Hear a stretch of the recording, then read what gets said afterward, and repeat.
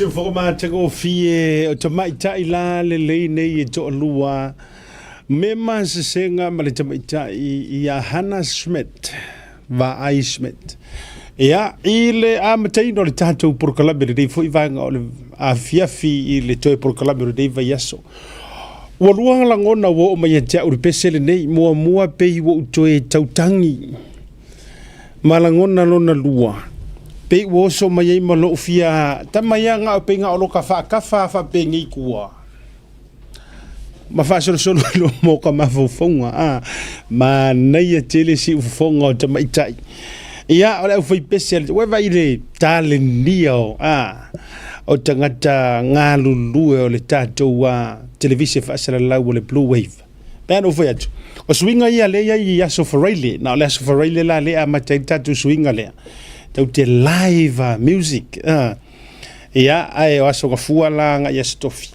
o aso ia lea o le a matai tatou new release o tatou new release foi matatou pese e leva pe aso se new release ma so nga maia e vatu ai lunga nei le tatou e na o tangata foi ala e mai o fa longo e hawi lunga le tatou new release le utau no mai se uso ia natu io o te lola se taimi au le nei aso le release to il tatou new release ai le fa pe la foi le a fa pe la o malona pu ela u pese na sen mai lola ina na expect lola ia le vatu le ai e mai e go through the process e go through the process uma sorry o a le so le pese o le matua le o la fa masino ino pese so if I believe and I know and make you lungo Tautai A'e o Tautai A'e o so kwa ai asa ulau pese o te vai atunga mo ia toi mo mia le toi polisi le lei e o so nga I le breaking waves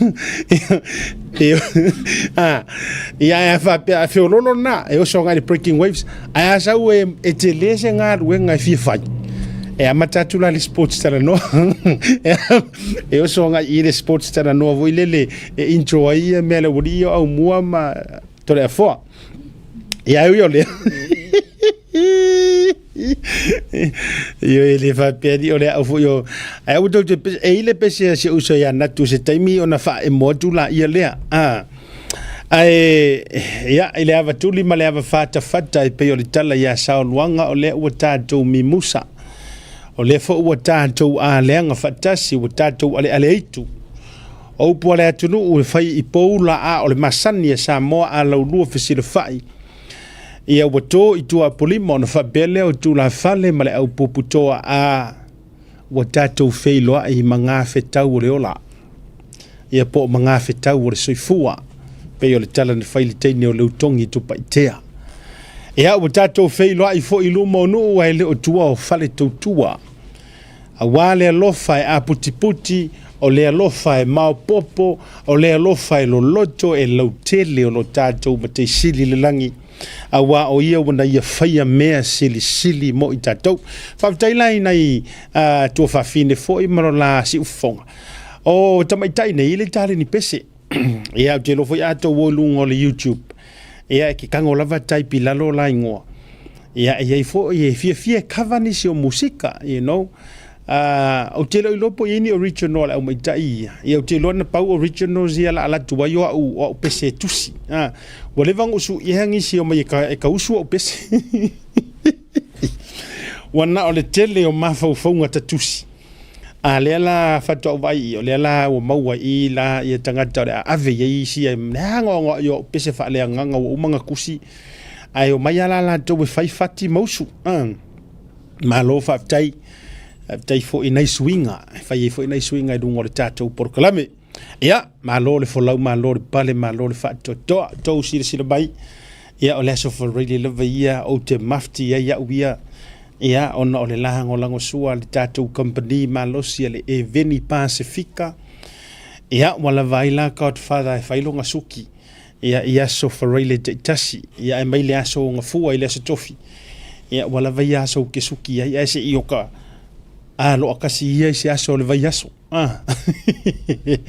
fa taila I le tatou brand le Coco Pacific na le tatou e very Pasifika ia e te mauaila le tātou aloa le pe ia mau fot kamale lang me mata sama felanu ranuai ia malo fa taifo le tātou o nanga le very Pasifika to fa matuainu Rasmus ia ma le sunga ia la auli mai se fo le tu fine o lo ngalue mai ai ma lo le ono sai ma lo le fa to le Tautuana mai se fo tātou sponsors ma le tu pe ia no fa ia tu mo talo sangatu Tasi leo sao le tātou porkalame o le alo sao le tātou porkalame o lo na watu le te whaongaina au nanga i e whaasalalau lungo le tātou porkalame le nei por le tātou televise whaasalalau SMI e malanga i Samoa fausiaino so mota whaatotong ia mea malava tau mota malawa whalesa whaleaonga tūlanga le sima apa mea mawhapena SMI ele whale te tauona mua la vai laulisi ia a whapea e te sila i mea whale angangata e whetau i le lei ma tātou i Samoa Moatoga Upholstery ia tātou le tōwha po le whionga e lupe ma te sila tōwha ia le awanai ia sila vaa ia po le fioga betua e atoe sulu ia ma le wharetua ia fui mono e le ia lasesi au nanga e tusa ma dama lea ia wā tātou mea whale whekau i fwoi maritua i ngā mafai e o tātou tino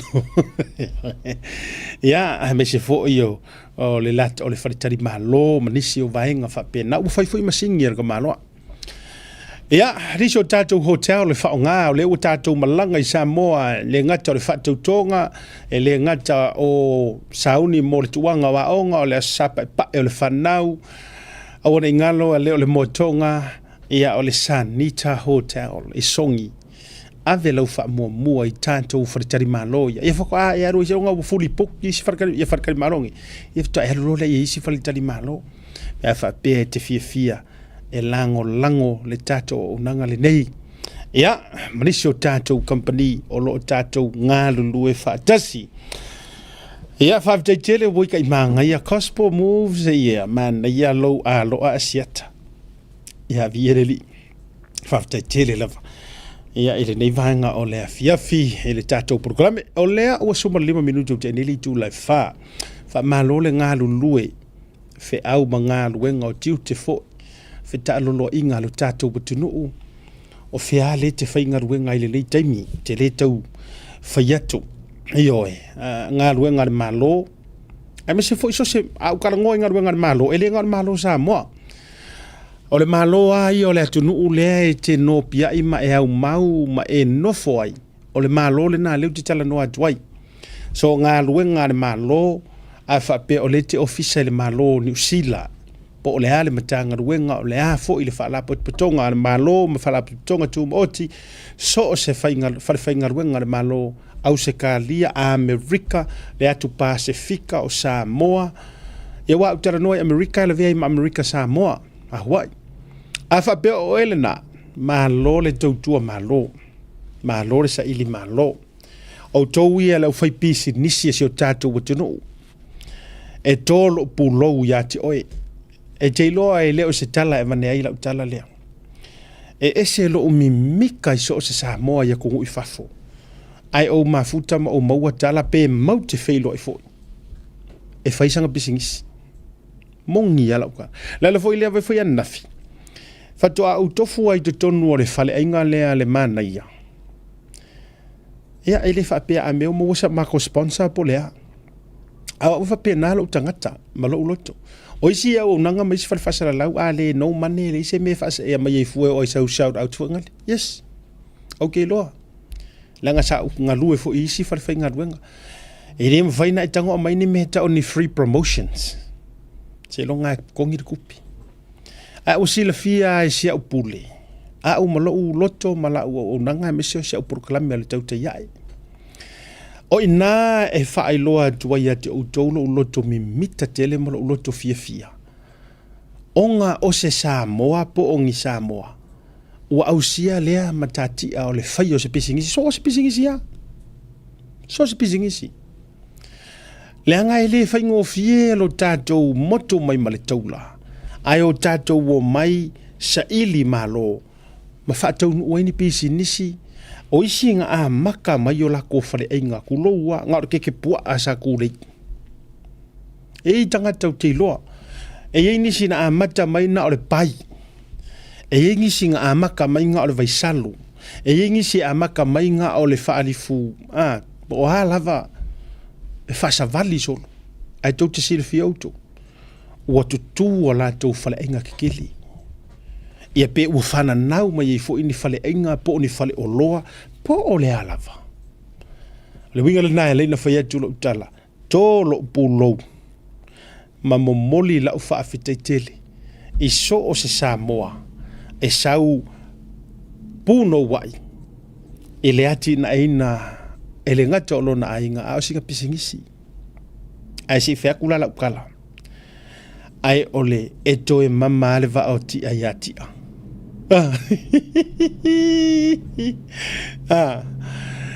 E whatua i la utala. O tātou fo i Samoa.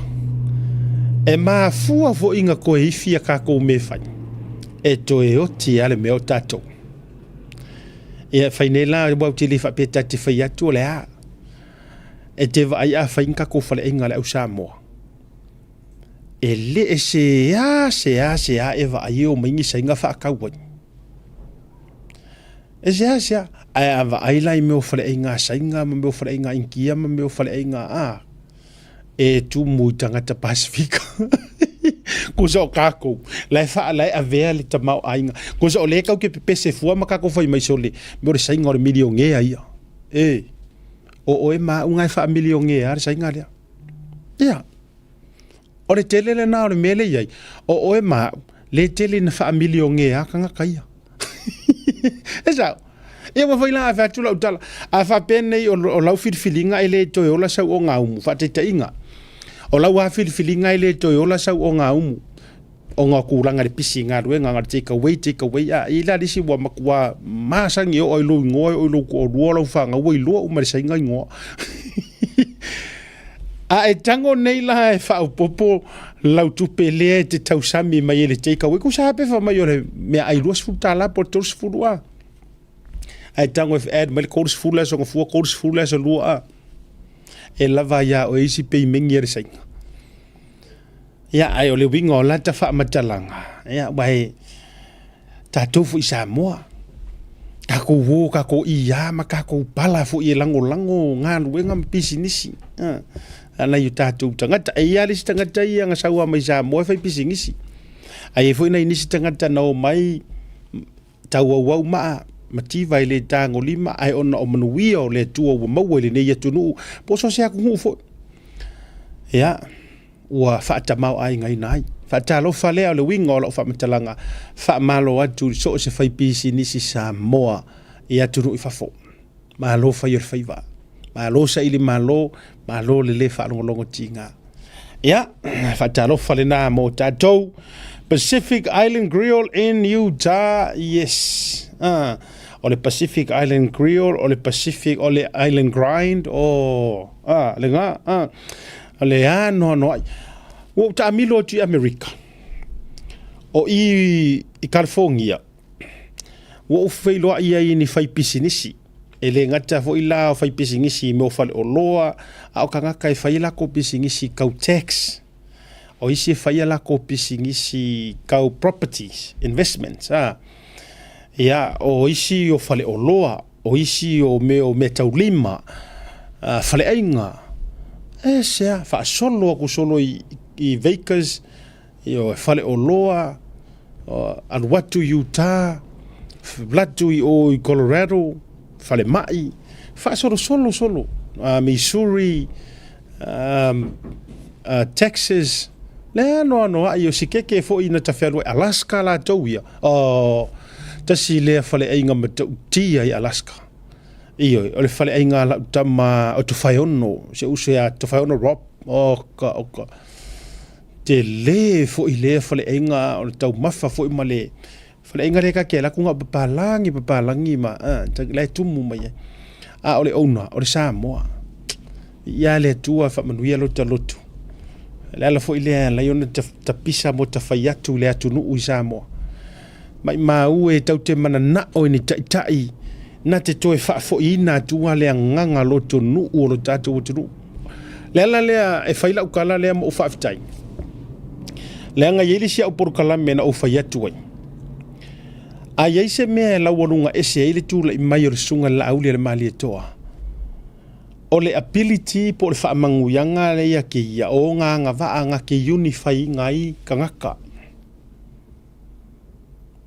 Now, kau kere o whai aku everyone but the majority. Nga ia e ioi. E kari ia fu e la tau ia tau mo whai ngā sunga la auli le mali e toa. Alo winga o la ufa matalanga le ute whai atu. E he's a soul winner. O le upunga le kauro o mawhau. E ngake mangu malo i ngā nganga o tangata. Ina ia o mai whaatasi. Mana tua never in the history of Samoa. Never, ever. Before. Ngā kupu ai ngi mea whaapengei. Ua mawhai e se kaikai. O ngā whaiangi vaenga whaapea. O a vaenga. Mo mene o matawhale. Mene o ainga e tau o le whaatuatua. Ai whaonga ai. Lona to finga ma lona influence whaataitai. Ele i mawhai no. Tau te le mawhai. Ele i mawhai kuila epa. Ele i tupu fo le taimi o le fionga le totoli a vai kolone. Ele i tupu fo le taimi o le fionga le alo. Sorry, totoli a tofi lau. Le fionga le aloli a vai kolone. Nei, o aso ngā. Sa ele i whaapea fuila ele i fioku kaka ngawaku waka ngakaia. But ele i ai mani mea whaapea na tutupu. Globally, ele i whaiangi a inga le fast. O ia tau sisila iei. Amerika la tau ia. Le ua mori mawina no waruma ave sia mato au kirikiti. Mato malanga le au kirikiti sia mato e kalisia. O sia mato e kalisia fo ie. E kofuar ka ngaka ia masianga paki. Ele mawhainga ufa ia tele le fast, tele le HRPP. Se uma. Ai le whaia langi mako whapurkiki kai meoroku. Ale winga o lautala. O lea ua malanga umare to tele o nei au malanga sa matou wo. O le latou wa inga lea ma le latou mori mau i se keke ia nga mako ka milo ai. Ua fast loa. Now, ave se ia la lea upu o le fast loa. O le vainga sa i tu atu o nei mea. Ka. Wow, whanga poko fo i lili. Wa mawhai o nga unify. Te tū whaatasi le to tele. Ya? O le tūlanga le nā, Samoa le mele o iei. So o le whaafetainga le nā, i le taitai. Ma iei fuilo utari tonunga e mawai atu le taitai ngā le sunga le auli le mali e toa. E tū mai fo i se isi. Ua tatau ia tātou o na whaawau le melea. O a ia re kai e whaawau masau ko kongu tulo. O ia fo i le nā, e tatau awane e tulafono ai ma ola utu o lalo fo i lea i taitai o sio tātou watu nuu ma le nganga e tumuru whaalalo. Awa lava ne i o tātou whaia le mistake le sa whai mua e nisi o taitai. O le ai o ulu tua na i tā isi. O le maua o ula ua futi. Awa lava ne i o tātou whaia le nā mea. Upu moni nā ma le upu tautino. Awa ne i o tātou whaangalo. Leanga le lei, leanga e alu lava le ke leo isi a kako kau mawhainga. E alu a mawhainga whaawau funding a isi, mawhainga le whaawau inga funding a isi. E alu a ele mawhainga. O tātou lava ia i tangata Samoa, e le mawhai. O na whaangaloina i tangata ia tunu i fafo o lātou ainga. Ioe, e le mawhai o na whaangaloina i tangata o lātou ainga. So o le mele nā e te tauai, o na aua na i vave tulafono i e ni taitai. Pe au tau tūla i mai. Awana i o tau vave whaile mele o le uma e ngā kou koe whaasanga mai loma wha mai o mātou wa tata. Eoi, le anga i fwelo utari tonunga. Sale i whaapea ma fau kuila e pale amakanga. Ke lo fwele taimi whatu a pale mai ai sale i ma fau whaapea. te iloa ia le taimi na fatoa pale mai avea ma pale mia sa se kia mea uma ai ona ua umi tele na nofo mau urpawa ua le to e ano ai ni tangata ai mai se aka ngaka i fafo o lona atunu ai ua ango kele e fusi ia sainga ua ango kele e fusi atunu ia wona taritonu e maua atu aile ta ifia se lau miliona ai ua ia whaatua nai ona lava tangata o le whaukuanga fo ilea vatu sunga le pale mia filifilia ai ilo utaritonunga e le whapena ai manatua mai fo so se mea amata e amata fo ilangona whapea o le tarosanga ma le tautau le mau tātou whaau pea ona a puti ma fusi aku e le ngata o Samoa i Samoa o Samoa fo ia tunu i fafu iyo a whai e moni a tātou whamatalanga e moni a tātou upu ma tātou tala e lele le toloa e maau le vai o fea e alu iai le isa la e rumongi e iloa le whamalama e iloa le isa la e rumongi e su elonga whamalama ma kilo i fea i le ai pa ia o a uma nei mea uma aua ne ingalo ia te outou e vea mani taitai aua o lo utalitununga tasi lea downfall na amata na tifa mai ei foi tele mai lea noa ayo o mea mana nei ana tutupu le HRPP na amata loa na whaatua na i foi ona tangata ai ua fusi mai ka ngaka mai fafo mo ia sainga ingikia o ka ko fu ora le ingikia lo boia ile faina na me alo wingo fa mtalanga e taute ailoa ulu tu na itais ya wana ingalo o tangata lava e yeile pule to evatua o toina e ko ke fai pa anga ma ko karasanga ya ko u fafo ngi fundings ai a o le paloka e ko ke le karasanga ya ko u fafo le paloka mana tua mai le mele na e mafai ona to mai e sainga perekangia Australia New Zealand Amerika e mafai o nga fai mengi tiol e kai fies furu milionga kausanga kai fies furu milionga ai awane ingalo e le mafai e Amerika o nga fa palemia oi e le mafai e sainga o nga fa palemia oi e le mafai e New Zealand o nga fa palemia oi e le mafai e Australia o nga fa fai pule oi awala ne ingalo le mele na leanga ole o ina jonuana sa e ai le sa fo lau o le HRPP fai ole le ilo le va ma fai fe au na le tua a wo o fo itangata la to wala lau le tata ioi wala lau le yo ngia nga a wo ko wo ese lo masa le ala fai mai ar ko ke le lau HRPP ioi le ai o pongi sa ya la to le nei taimi a le fautuanga lau sunga le pale mia filifilia malo au va e le toi mamao na wha manusina la ia i se taimi a wafo i le fuafuanga o le tatou wa whaatautonga a walava ne ingalo pe whaangalo lea vaenga taua ia tatou tutu whaatasi tatou ngā lulu e whaatasi ma le sini o mea uma whaao ngā fo i le to mai ma le anga waa o nisi o tatou walo ma whanau o loo ia tunu i fafo e whaataua e atu i ngā luenga i tono ro tātou tino ole a tātou bore malolonga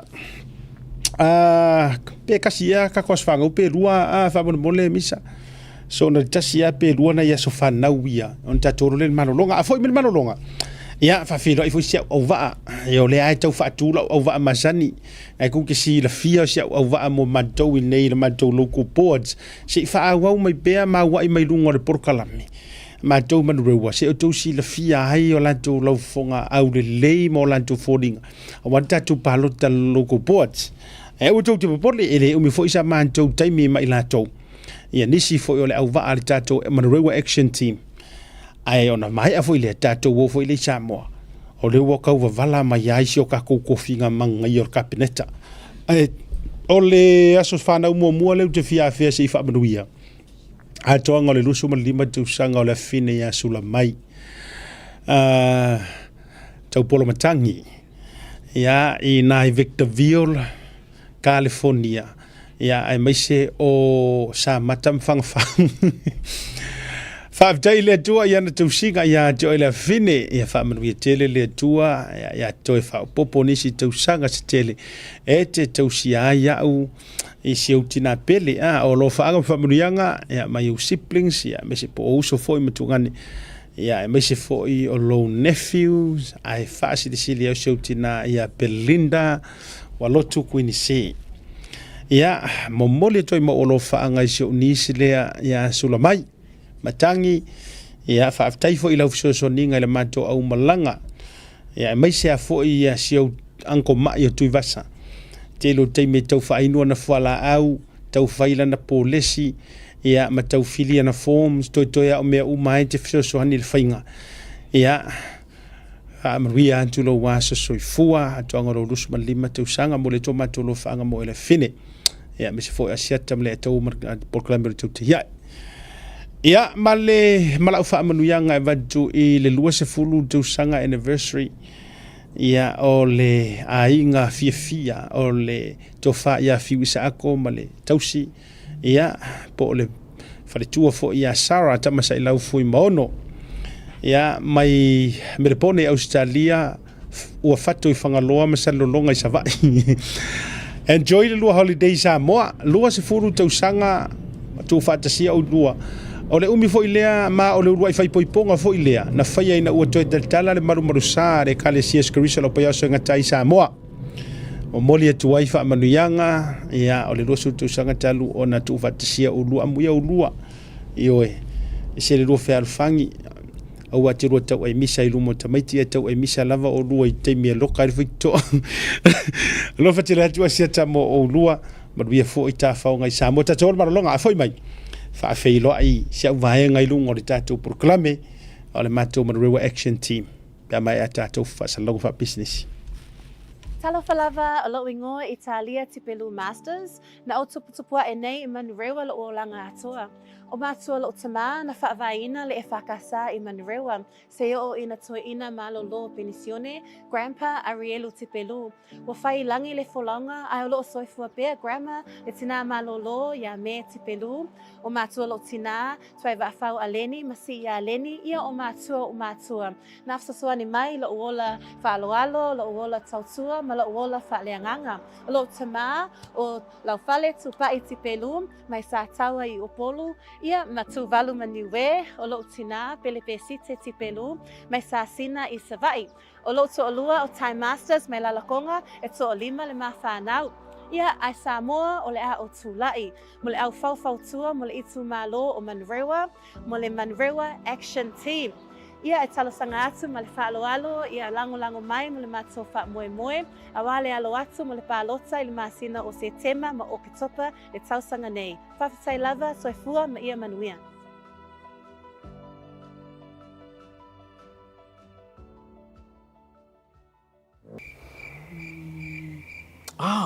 SMI.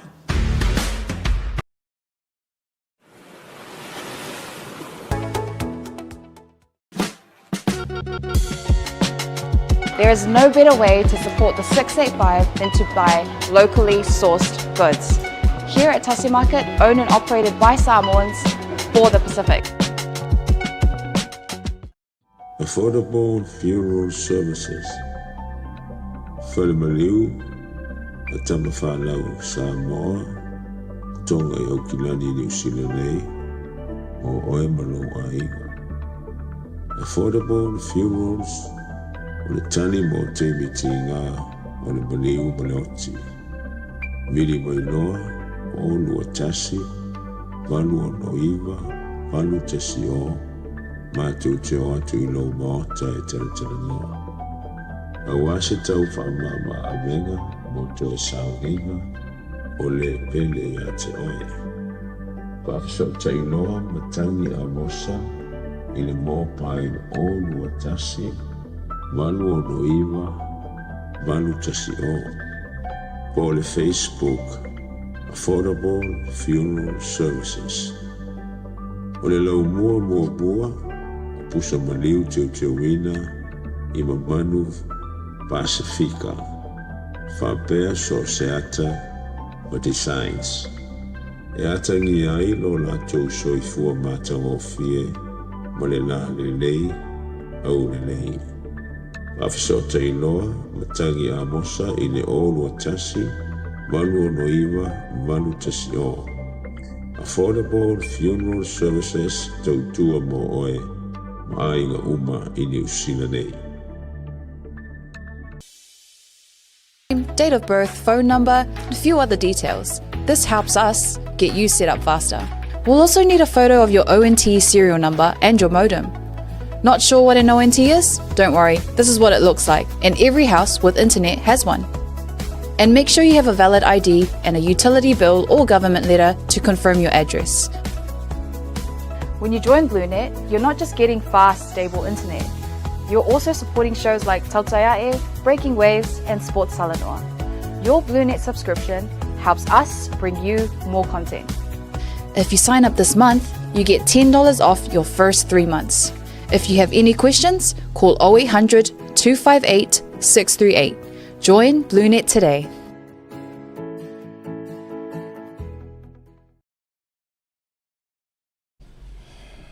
Toi whatalo whatu le te liu mai o le porokalame mahalolonga masani upo le tunu o si mea ota ma si mea tunu. Ia, ok, lo foi o tauto whata le tali uma mai tato ori mo Samoa pen o whai atu o le whai kau reila o campaign mo Manurewa lantau.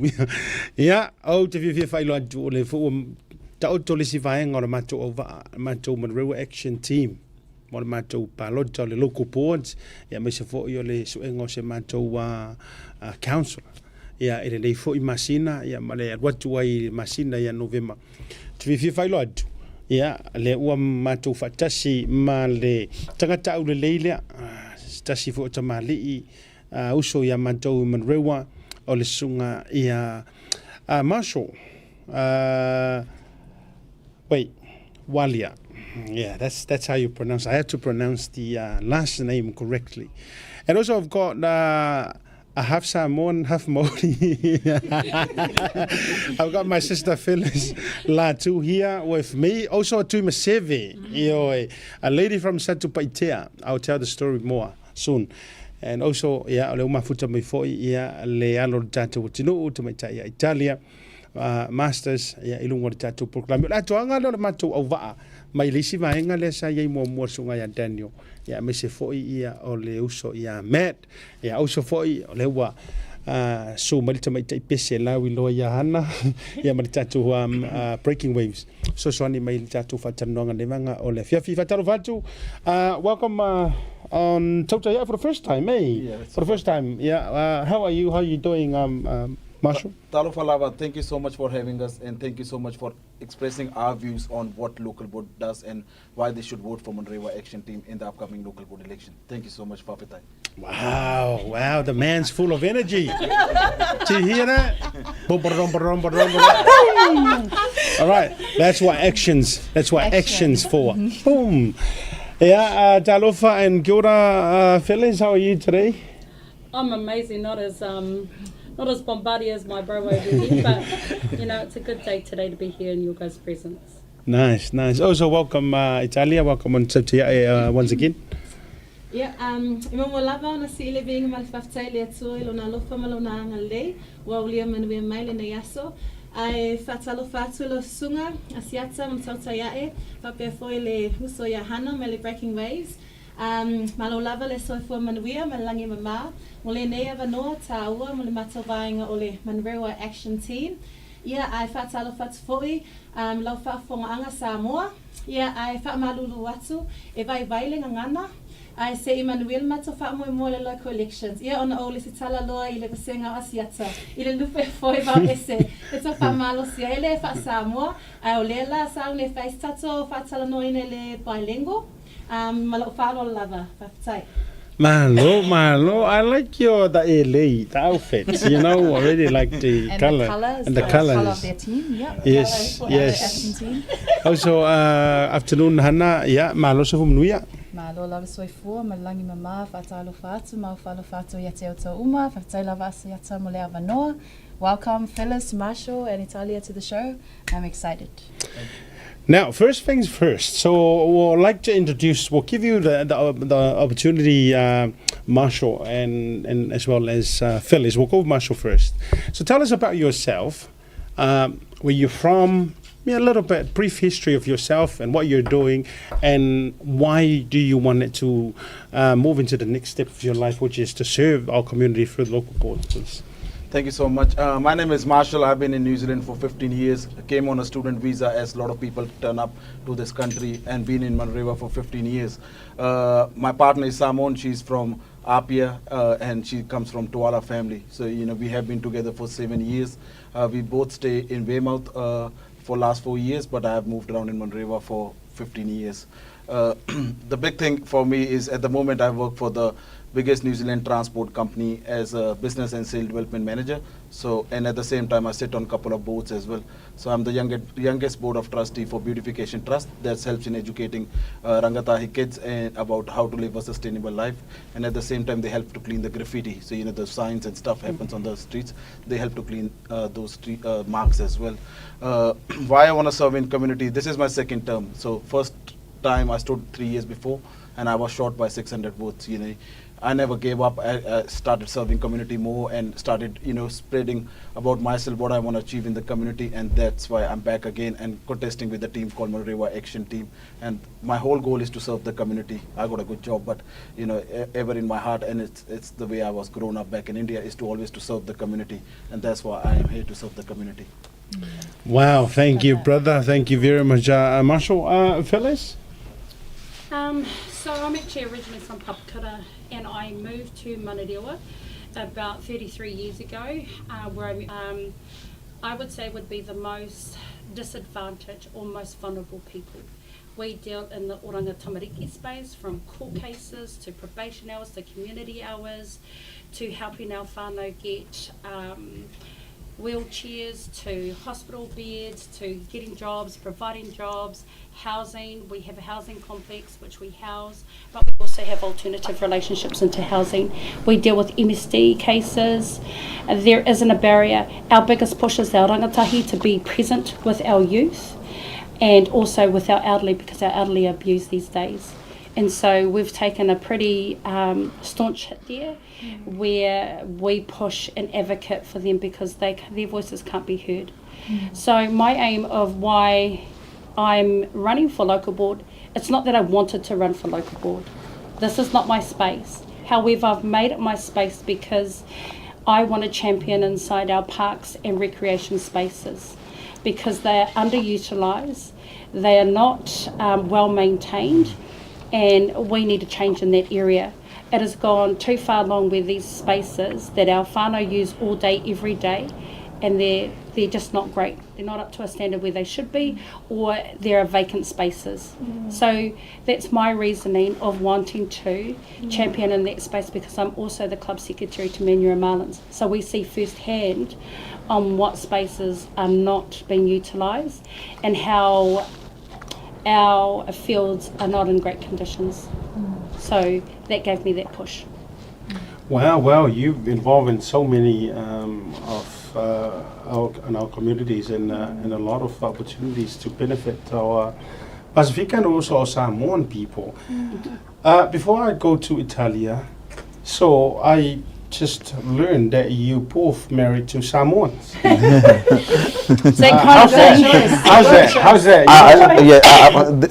There is. I tell you one thing. The culture. It's all right. Say the right thing before she hears you. They're watching. Just to let you know that we're live. She's watching as well, so I need to be careful what I speak. The difference between Indian and Samoan culture is not. It's only 5% difference, to be honest. It's the food we eat. That's it. The respect for elders, respect for women, and the way you are grown up is the same culture. That's why me and my partner have been together for 7 years. It's not an easy journey, and I need to be honest to you. She actually helped me when my dad passed away, and that will always be in my heart. And you always remember those people who actually stood with you in your difficult times. And respect for your family.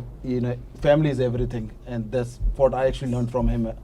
From her as well, when we got together, and that was the reason me and her are together for 7 years now. Wow, that's amazing. Beautiful. Speaking of the food, What's your Samoan favorite dish now? To be honest, I'm very particular about what I eat and stuff. She started liking more Indian than more Samoan food. So usually it's the other way around. You know, people change, but she has actually changed, and she started liking more Indian food than eating taro and stuff. But she likes taro as well, but she's particularly eating Indian food more than what I eat now. So definitely you're used to one of the culture where you just go unnoticed to one of the families and eat there without letting him know. I'm quite used to everything. And I have more Samoan friends than actually Indian friends as well. So you know. Very Wow, nice. good. That's awesome. That's a very good stance too. So when it comes to serving the community, multicultural is not a problem to you. And I'll be honest to you, I would have helped more Samoan people in my life than my own community. I've got 350 people employed in New Zealand. I've helped them in their residency. I've helped them into getting their own businesses, and I've helped them to fund them so they can live a sustainable life.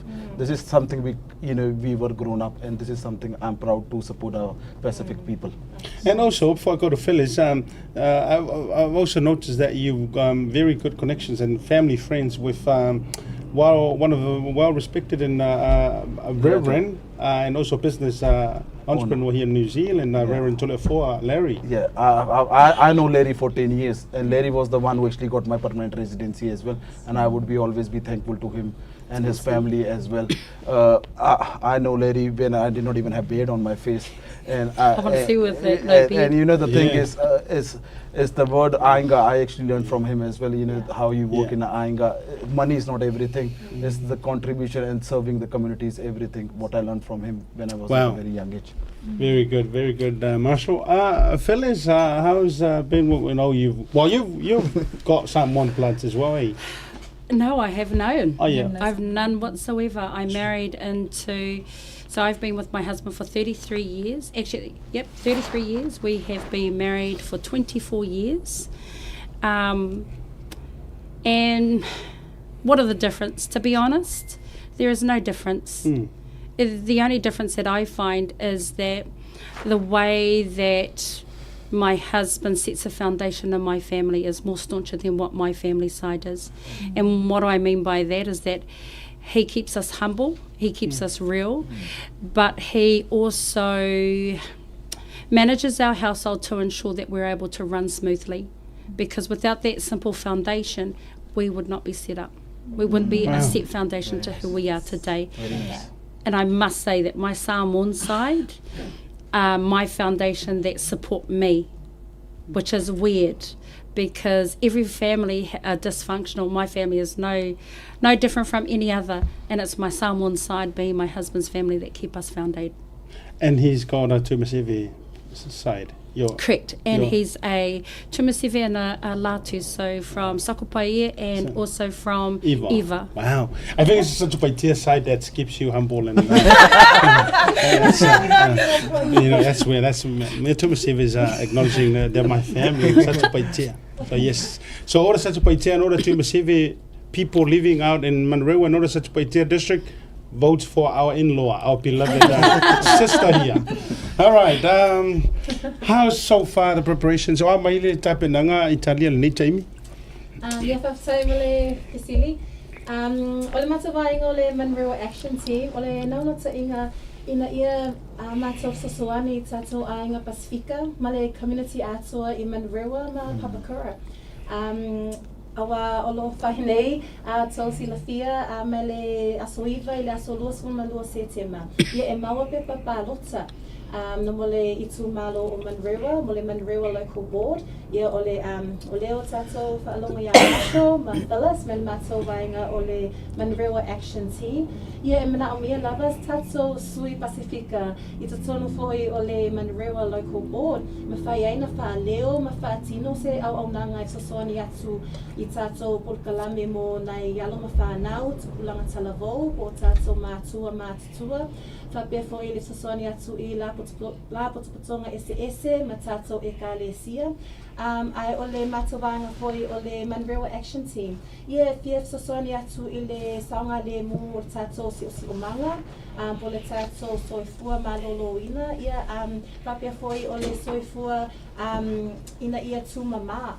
le tatou itumalo, o le tatou sio manga, le Manurewa, pei o le weekly rubbish collection. Ia o se vaenga lena o le matou, vaenga o le Manurewa action team, o le atumalosi, ina ia whaarau pea, le awino lapisi, i vai aso taitasi. Ia, a whaftai lava mo le avanoa. Tautai lava, Italia, thank you for sharing that with us. I know you have all been having a lot of community engagement meetings in the past week. So just from each one of you, I'll start with you, Italia, what have you identified that the people of Manurewa have expressed about the changes that need to happen in local board? Thank you for the question. So I grew up in Clendon, and Clendon and Weymouth have been selected as the first two areas in our Manurewa Papakura ward to trial the fortnightly rubbish collection. And as soon as our councillor, Daniel Newman from the Manurewa Action Team received this information, within a week we hosted a community meeting. And that's how quick we work, because we're all about action and we're all about walking the talk, because it's not right. And Marshall and Phyllis will share more about how the community meetings went, and they do side with us as well. And so thank you, Hannah, for the question. Awesome. Phyllis, what about you? What have you picked up on? Gosh, I don't even know where to start, because there's been so many different community meetings that we've actually been a part of. But I guess for me, it would be, actually there's two pieces I actually want to talk about. And I guess one of them is that we held a community meeting on Monday, and that was with Wiri Licensing Trust, where our opposition had basically advised that because we hold long-term relationships, people should have funding. And if you've got a relationship to a trustee, we shouldn't apply for funding. I guess for me, I thought that was a pretty low blow, because like anything in any city, any suburb, any country, it is ever evolving, and new people are coming through. And how do we give our youth people an opportunity to grow if they're going to organise or set up a new business? And if they want to have it as long-standing relationships, how does that happen? A second part of that is that I find that the Wiri licensing should be everybody's friends. Everybody should sit here. Doesn't matter what background you come from, because when we're applying for funding, and if we are doing that work, anybody should go and apply for it. They shouldn't be just long-term partners. And gone are the days where you look at people as they're the Wiri licensing, they should be here, we should be here. No, we should be here. That is our right. Reason that is our right is because we do the work out there. And if you're a new organisation, you should be given the opportunity. The second A part of what's out there is that we had a scare in our club.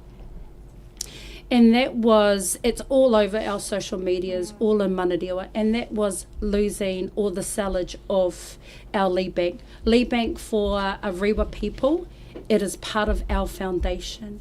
It is part of us. If you know Rewa, you know Marlins, because that's what they connect to. And so our opposition again went out and put out that there was a sellage of our lead bank. And I guess for they had video record their meetings, which is good for that. That's awesome. But I think they've been weaponised and they've been used against people. So when you go into a workshop, what does a workshop mean? It means growing ideas, dropping ideas, thinking of new things, or dumping ideas. So I believe that this was weaponised, and it's come back months later. And now that they're in this voting round, they've decided to use it. But they haven't realised the implications that it's had on our families, and people are scared. People are scared that there's going to be a sellage of our Lee Bank Park. There's not. And so we had to wait a few days to get all the information that we needed. But to both of those meetings, they had official email or notification from the Wiri licensing that pushed out. Then they had the one from Daniel Newman as the councillor to be pushed out as well. So we put that formally out on our page. So for me, I guess those are the two meetings that we've held that have at heart to me. Because if you are like me and I work on the ground, and what I mean by that is that I am in the community 24/7. Even when I don't want to be there, I'm there. To pick up whatever pieces that is. But I think if people are going to be targeting us, I'd like them to target us with facts. Because it's not just us they're targeting. They're targeting people, and you can see that all over our social media, especially our Manurewa Marlins page, of how it has actually affected us. And so they shouldn't be doing things, because if we love Manurewa like they say, or we all say we do, we shouldn't turn our community into turmoil. Correct. So those are the things that have been at the top of my ladder in terms of what's been happening in our community. Thanks for sharing that. Phyllis, Marshall, what have people been yelling to you about? The thing is, what Italia has raised is the biggest concern at the moment. But I'm not going to sideline what Phyllis said. Because I have worked with Phyllis. I knew only Phyllis for a couple of years now, and the work she has done, and especially the thing which actually is heartbreaking at the moment, especially with the Lee Bank. That's her space, and she has already explained everybody that that park is not being sold, and that actually belongs to the community, because that people hold a lot of respect for that park. So nobody is selling that park. The park is there. It's actually a reserve, and reserve you can't sell it. The biggest thing which I found out while door knocking and after these meetings is actually the safety. A lot of people are scared at their homes. There's a lot of home invasions, people's cars getting break-in, and a lot of other issues, especially with roaming dogs as well. The biggest issue across Manurewa after this park is actually roaming dogs. People can't even walk freely. They have to carry a stick or an umbrella while walking. Even this afternoon when we were door knocking with Italia, the first concern the guy said to me is, leave everything aside, please tackle these dogs. And we are working hard, and I want to appreciate Daniel and Matt for the work they have done. While we have experience in our team, we actually want to bring some fresh ideas as well, and we want to get local board to represent what Manurewa looks like. So people from Samoan background or Pacific background, which is Italia. You have background, multicultural background, which is my Aunty Phyllis, who's sitting next door to me. And then you have somebody from Indian background as well, because our people are growing at the same pace as well. I'm hoping that my next door neighbors are watching when we talk about the dogs and the roaming dogs. Honestly. The last time I went to your house to pick up the stuff, there were 2 rooming. And it's a guy that's live opposite my house, and he's Samoan too. I hope you're watching me. But I tell my kids to do the bins and the rubbish properly for the next day, and then the next day, man, it's all over the grass behind me on the ground, and it's all because of the roaming dogs. I think soon I'm going to start using my dose whangamemei. The thing is, we are in 2025, and at the moment we're talking about rubbish, we're talking about dogs. I know. There's other things. Cost of living is other thing which we can focus, but I know. Oh well. It's good that you're shifting the focus into those. So one other thing I wanted to ask about it is the fact that when we talk about Manurewa and we see the chopper roaming around, pretty much every week, and not long ago, last month, my nephew's car got stolen right in front of our house, which it's common, but it's when it's repeatedly and it's just. Where I am now, I'm actually wanting to move, well, not out of Manurewa, but move to another. So winning these elections, and do you have plans as a local board, as a team, just to kind of target those issues, fellas? And I think in order to target those areas, right, it's about education, but it's also, if you have a look at the areas that it's actually happening in, they're low decile areas, right? So the best solution for that is to get cameras. In order to get cameras, we need to have neighbourhood watches inside those areas. But inside those areas, like, just a question, which area do you live? What is the street name? Opposite Mount. Yes, I'm on Winsford Street. Oh my goodness, it took me a few There seconds. we go. That shows I'm already moving out. And I'm the same street as one of our the Balangi lady that runs for. I think she runs for the. Local pause from our team, from our team. What's her name? Oh no, not running, but she was in one of our meeting get together. Okay. She lives right down the end, Winsford Street, opposite Weymouth. Oh, okay. Wicked. Never, we don't know anyone that lives on that street, but I can tell you if you're connected to Winsford to Gainsborough, it's actually worse on Haybridge. So Winsford only have about 3 roaming dogs on there, but they're not actually roaming dogs. They're actually owned. Yeah, And they are owned. So the But thing they don't close the gate. Lock the gate. so, And they're roaming freely. Honestly. if it was me and those roaming dogs were roaming like that, I would actually be ringing animal management straight away, because you know what? They get a fee. Correct. And so what hurts people when their dogs are roaming is right where the pocket is. So every time you ring the animal management, they're going to get charged. Yeah. Because it sucks to have that. It really does, because we should be able to walk freely, but in order to change these areas, we have to have neighbourhood watchers, and we have to work together collectively. And when you see that chopper roaming around, that's not going to change. You know why? We don't have enough youth hubs. There's not enough youth hubs in our area to be able to change that narrative. Wow, that's good. Hello? Oh yeah. What about you, Marshall? I think so. For me, because I sit on all the small dairy shops and stuff, I'm the spokesperson for them. It's the biggest concern. What I believe is the funding, which is through any medium, that should be equally distributed. Whether you stay in Clinton, whether you stay in Weymouth, whether you stay in Gardens, everybody should have the same amount of resources available. If you need cameras, there should be cameras installed. But just not the cameras. They should have a system called ANPR system, which is called automatic number plate recognition. That's the system which get installed in Wattle Downs, and their robberies, their RAM rates for cars getting stolen got reduced by 80%. And we have been working closely with Weymouth Residents and Ratepayers Association to get that same system installed as well. But where Phyllis is coming from is as well, I think so it's we don't have centers, we don't have youth centers, we don't have where people can actually go and play. For example, Mangere had the same issue, if you guys remember, a couple of years before, and they actually opened a youth center where all those kids, instead of doing those things, they were actually sitting at that place and actually playing, or there was youth entertainment for them so that they don't get involved in this space. Awesome. Sorry, I just have one last question for you, Phyllis. What are people risking that live in Manurewa if they don't vote for you guys? I feel like they'd be risking a lot. That'd be, if you go and have a look now at our current status of our local board leaders now, what do you see? You see fighting. You absolutely see fighting.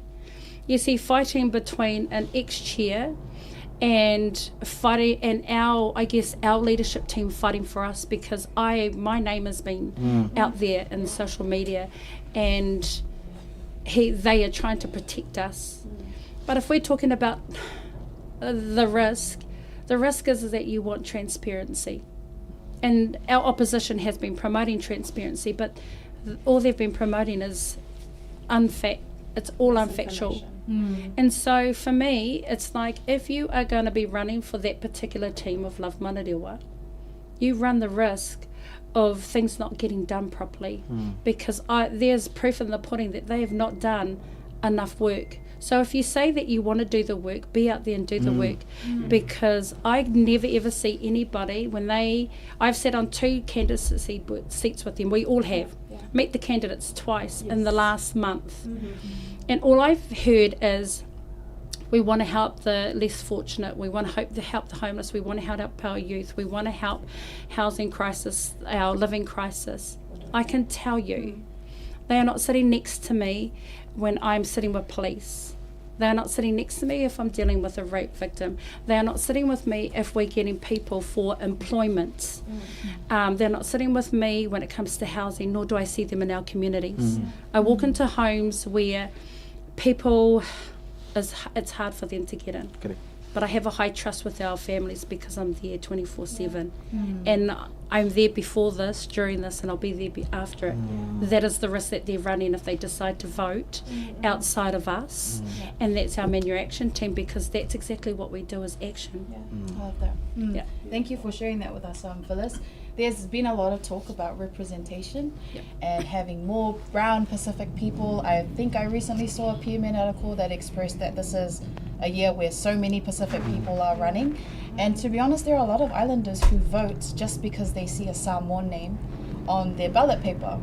So I wanted to ask you, Italia, why is it important to vote for someone and choose someone, not just based on, you know, their ethnicity, but on their ideas and what they've done? Yeah, thank you, Hannah. That's a very good question. I believe our Manurewa community, we are a diverse community, and diversity is our strength. And so Marshall's strengths to the table, Phyllis's strengths to the table is mine. We all bring our own individual strengths to the table. And what Phyllis says, she's already out there doing the job. She's already with the youth, she's already with the elderly, she's already trying to house the homeless. So we're already on the ground in real time. Marshall's already been in our community for 15 years, helping with employment to education pathways. And he's out there also giving food parcels during COVID. They gave out thousands of food parcels to help the community. So it's all about Manurewa Action Team. We all have our individual spaces, our own individual expertise, our own individual knowledge, and collectively to vote for the Manurewa Action Team, that's the team you want to back to make sure Manurewa thrives. We bring out facts, not misinformation. If there is something that is not right on social media, we call a community meeting straight away, because it's not about just talking about it or typing about it. We need to meet face to face, so that we can meet in the same room and understand what is really happening in and around our community. And so to back our diverse Manurewa Action Team is because this is what Manurewa looks like. Manurewa today, we have our Indian community, we have our Māori community, we have a Samoan community, as well as our European community. We have a diverse community in Manurewa. The Manurewa Action Team, we look like Manurewa. And individually, we can take Manurewa to the next level. Vote Manurewa Action Team. Beautiful. Nice, nice. So Very we're coming nice. to the conclusions of our, because our time, we do have another upcoming segment with Leah Taua. Marshall, can you tell me why shall I vote for you? As a Manurewa, as a person that lives in Manurewa, I arrived in Manurewa in 2004. Clinton. And always, you know, the majority of my life, I only moved out once, and then now I'm back in Rewa. Because I miss Rewa. Why shall I vote for you? Besides you married to a Samoan. Why shall I choose you? And can you say that while everyone is watching? Why people should vote, just not for me, but Yeah, for the action, Manurewa Action Team is, as we have already raised, we have people with different experience. I have a different experience, Italia has a different experience, Phyllis has a different experience. And the team we got at the moment is the team which reflects Manurewa. We have people from every background which you can name in Manurewa. We got the highest number of actually women standing from our team. We actually got 5 women, so there is women empowerment as well. The reason people should be voting, just not for me, just for the whole team, is you just don't vote for the brown people. You want everybody with every experience to sit on those tables. Because if you only vote for brown people and you are just this sitting, you might be fighting with each other. And then our people will be asking, oh, give this. And when you get selected for these roles, you actually serve everyone. You just don't serve brown people. So serving our community is the main goal. And as Phyllis said, we will be here, whatever the election results will be, we will be after as well. And we have been doing this for decades. We just did not come before the elections. We have been part of the community for so long, and we are still doing it, whatever our community needs. Voting for us is voting for the whole community, and we are part of the community. Wow. Wow. Thank you, my brother. Wow, man. Phyllis? Voting for us, voting for Manurewa Action Team, the question you should be asking yourself is why wouldn't you vote for us? You can see what we do. We do it clearly. We do it with the right information, and we do it because we love Manurewa. We're not there for a paycheck. That's the best thing to put it. We're there because we actually love Manurewa one wholeheartedly. So that's why I would vote for us. And we should never just have just brown people. It should be a fruitcake, because Manurewa is a fruitcake. So if you're voting for MAT, you're voting for us all. Wow, I like fruitcake. It's my favorite. You better bring these fruit after when we celebrate all of these. Final words are Italia. Vatula vanole te taulunga ili tatou whatalunanga ma salani e fo ia on fo popura sa matalamana tatou tau mawai. Okay, cool. Manurewa, ole talosanga mo le whaaloalo, ia pālota mo le Manurewa Action Team, mamawa tau pepa pālota. Ese poloka i le pepa, e toa valu, sui, e te tauna whiwhiria I le pepa mo le Manurewa Local Board, e iei nei o Phyllis Latu, Marshall Walia, ia ma Italia Te Pulu Masters, ai tu o valu e whiwhiria le pepa, mana o mea se sosoani, uma se I Tautai A'e le no mela po le imeli, ai avea ilo o leo e whaimasui mato Manurewa Action Team, e toi whaftai atu I no sunga asiata ma Tautai A'e ma hana mai le Breaking Way, whapele pa ia o le Blue Wave Productions, mo le nei whaavanoa ina o tō polokalame o le mātou vaenga o le Manurewa Action Team. Ia whamanuia tele le atua I tiute mawhaiva ai mai se la o tō soifua au auna mo le atunuu. Ia whapea foi o I lātou o matamata o mai mua mai o te iloa o lo tō whaatali I talo me Samoa. Ai whawhatai lava ma whaamarulu atu ia botoi o mai we pulpiki Manurewa I New Zealand. Ai ia whaamanuia tele le atua le tatou Blue Wave Productions. Ia ai whaamangalo mai a whaapea o se upu o sala. O tō whaafongaanga Samoa. Ia whaamangalo mai le awhine. Ia whaamalimole ma le loto maulalo. Ma lota mo le Manurewa Action Team. Ma lo whaalo lava soifua ia manuia. Ma lo whawjai Italia e me se fo o le tatou team. Marshall whapea fo I tōwhinea Phyllis. Wa mai ar matou faʻasoa le manga le vivi Samoa. Yeah, te loa le wa tele tatou I keep asking, they're still waiting for the ballot papers. Patience, it's coming your way. It's coming your way.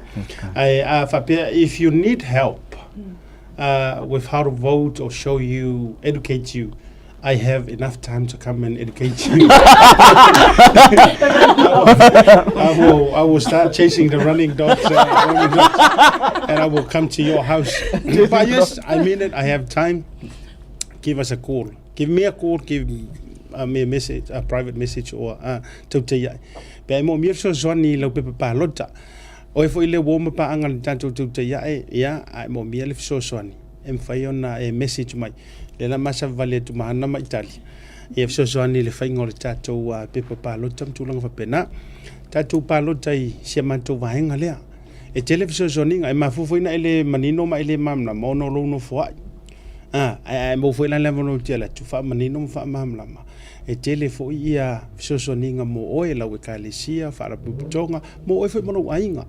O le tamaita ia Phyllis tele ona so ta inga I tulanga fa so fo maloloina tulanga I meo le tulafono vaenga I te mo mia ai le fisosoani even if fisosoani mo le ainga iyo o le ia tatou le avanoa lea me se fo ia sunga a maso pa ua le avanoa te whaia whailau palota mo le Manurewa Action Team ia la matou malolonga manuia o tō whaiva Italia ia me se fo ia all the best all the best.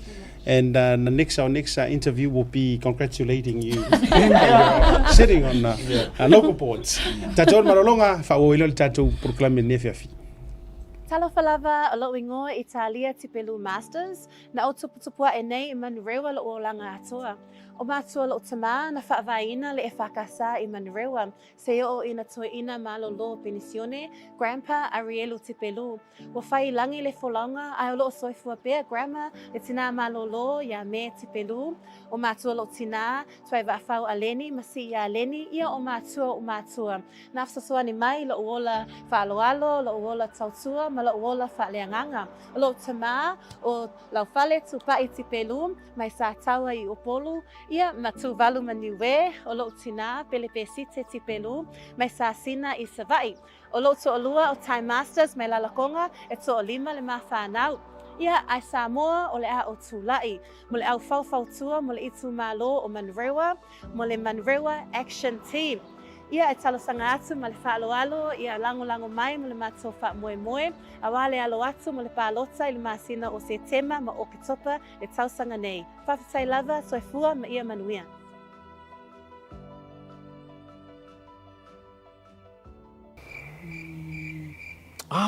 SMI.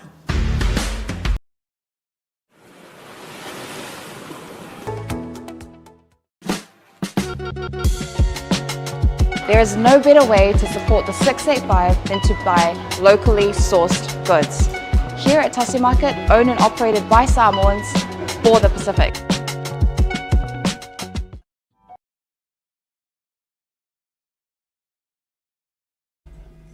Taimi ole wati lea ua lua se fulu ma le 5 minuta o tēnei le itula e 5 le tautua whaua o le Blue Wave TV. Mua Samoa, ia, whakarapa ko ngai kula e rofo le tua.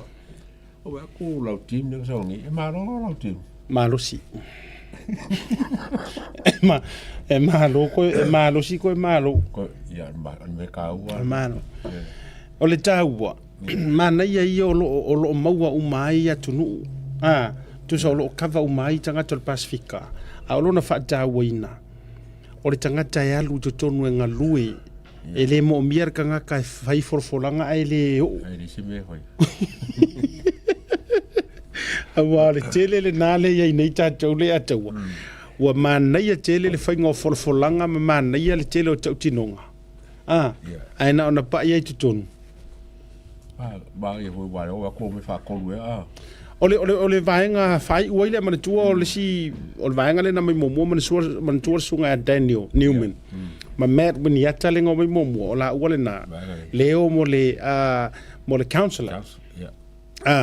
Ole to lua la le e avela vote le na tatou Manurewa mo lunga mo le vaenga leo le counselor. O le vaenga la le to sila mai loana nei. Lea. Vaenga la le local boards. Lea la e na isi matu team lea e taua la le tatou vote mo le tua fine po le tamaita i Samoa ia Italia Masters e ke sila i runga lau pepa paloka na iai mangai fo lau team va ku pe e fo i lava e mo i lava o le inkia o le maori pe ai fo i mbala ko nganga fo i Samoa e maori o le inkia ma o Samoa e mauti mana tua ke o e no fo umai Samoa vanga lea so o la already wa yai le loto le na male male mala maanga i lo tatou wa tunu o male anga o me ka o kerenga walanga vai kai fo ke ngi usile pe e la kwa Samoa sul Samoa la ko ke sul inkia ya temi po ya ke la ki wa okay me e mo ko fo le linga le wa i lunga me ho fai pule ia mango ia amata toilo o ia amata toilo ele piko sa mo os fala vai fai lunga to ili si sa mo e peko ao soro au ila e amata tua fa pene te tautua tua fa pene ia watu ala ia le local boards ma watu kifa ko ia watu councilor ia watu le meia pe pakakar meia ia isi uma osoro ton ia o yo lea fa malo ma fa tar fa tu te fa fo yo le ne yaso e mai a lo le ma por kala me la sona nafi ia wa le fale ai i mai lo ma la u ke fongi la u so upu fa tu tuina le tatou palota ia wa mai a fa taunga uma recount wa uma se vanga na ai le tu maloa ana tolu lea na lipotia mai na to e fa uitua o tau mata pongi ai wa kau maka pongi ai le fa masingo ile nei to titi e o lo ku malo le la ko fa kaui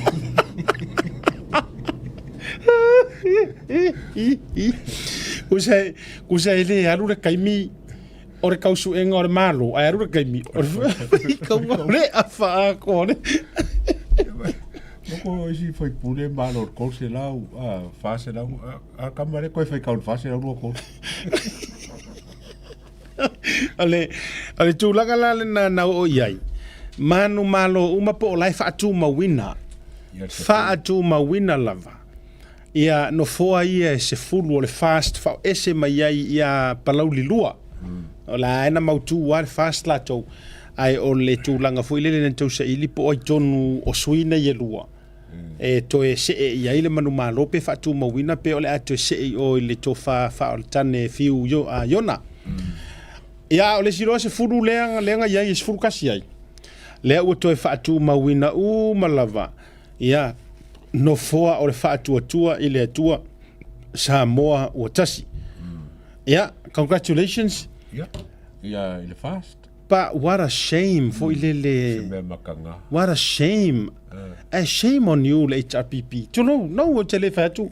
Engango fo ya. Ya. Fa malia fo se HRPP fa pe ele o ko uma. Ya, le ai. A o kanga kalenga ku me le ko avele. Shame on you. Le nana mafai ya to shame on you. wa ave ho ia lo manatu ma lo manatu mawalalo fa ko mga ko mawalalo isi komisina o fainga palo tamala siana team ai o mangeri kali lava lo ya le chapipi ile a mafuanga kawa le ko fai kaule le ngi le sekat no ma kemi sekat e o tato vai la tato i lo wa fiu si lo ia kawa ka kule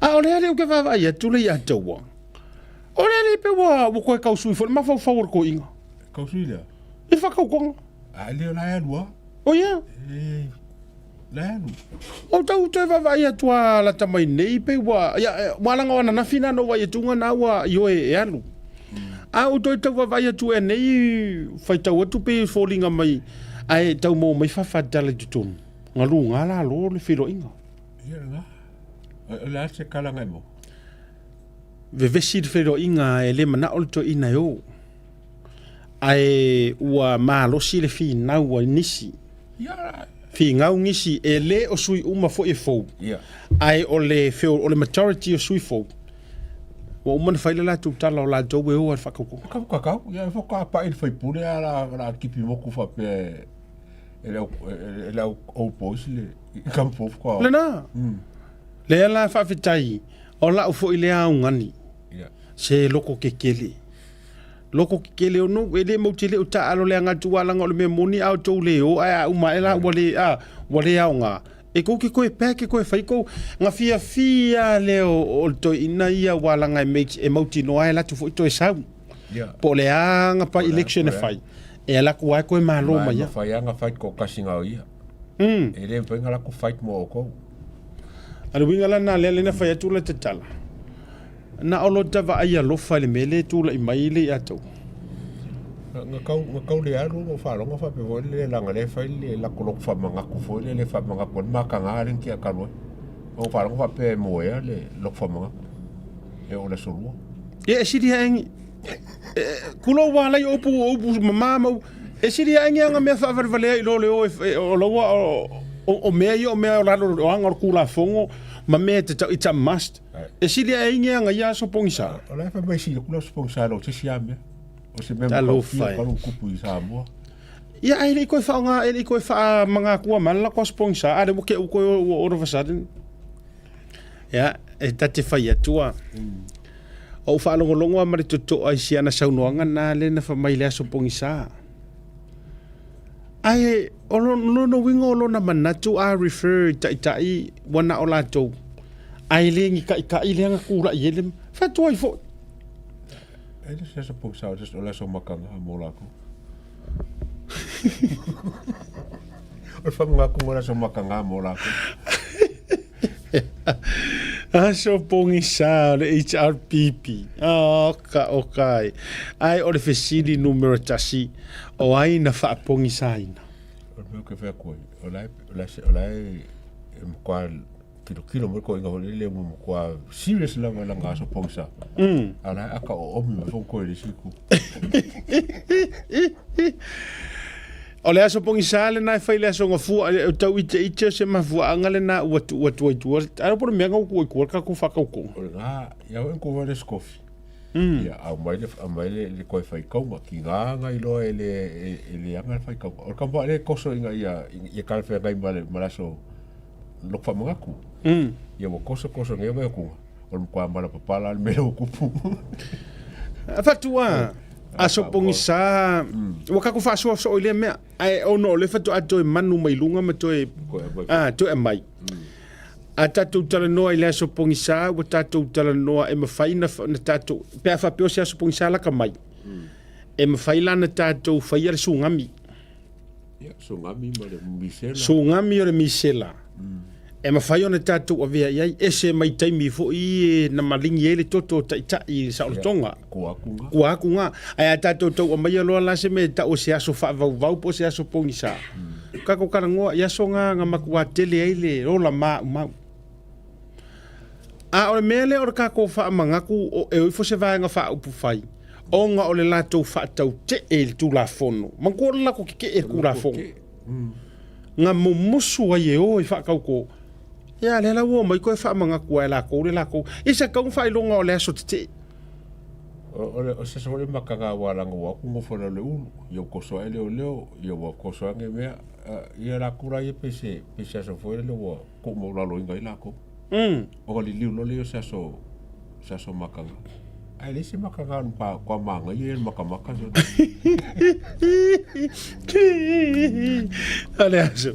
ole aso matua e tu vala vingo ja ai sangi diva iyo ya walanga ye le aso se uma so mai misal tato wata ile atana le se ko fa e mo mala kanga sa fa ila le udu wai pe ole aso nga le fa makanga ngo fora lo si ka ko fa ke para ile ki ole ngo fora fu lo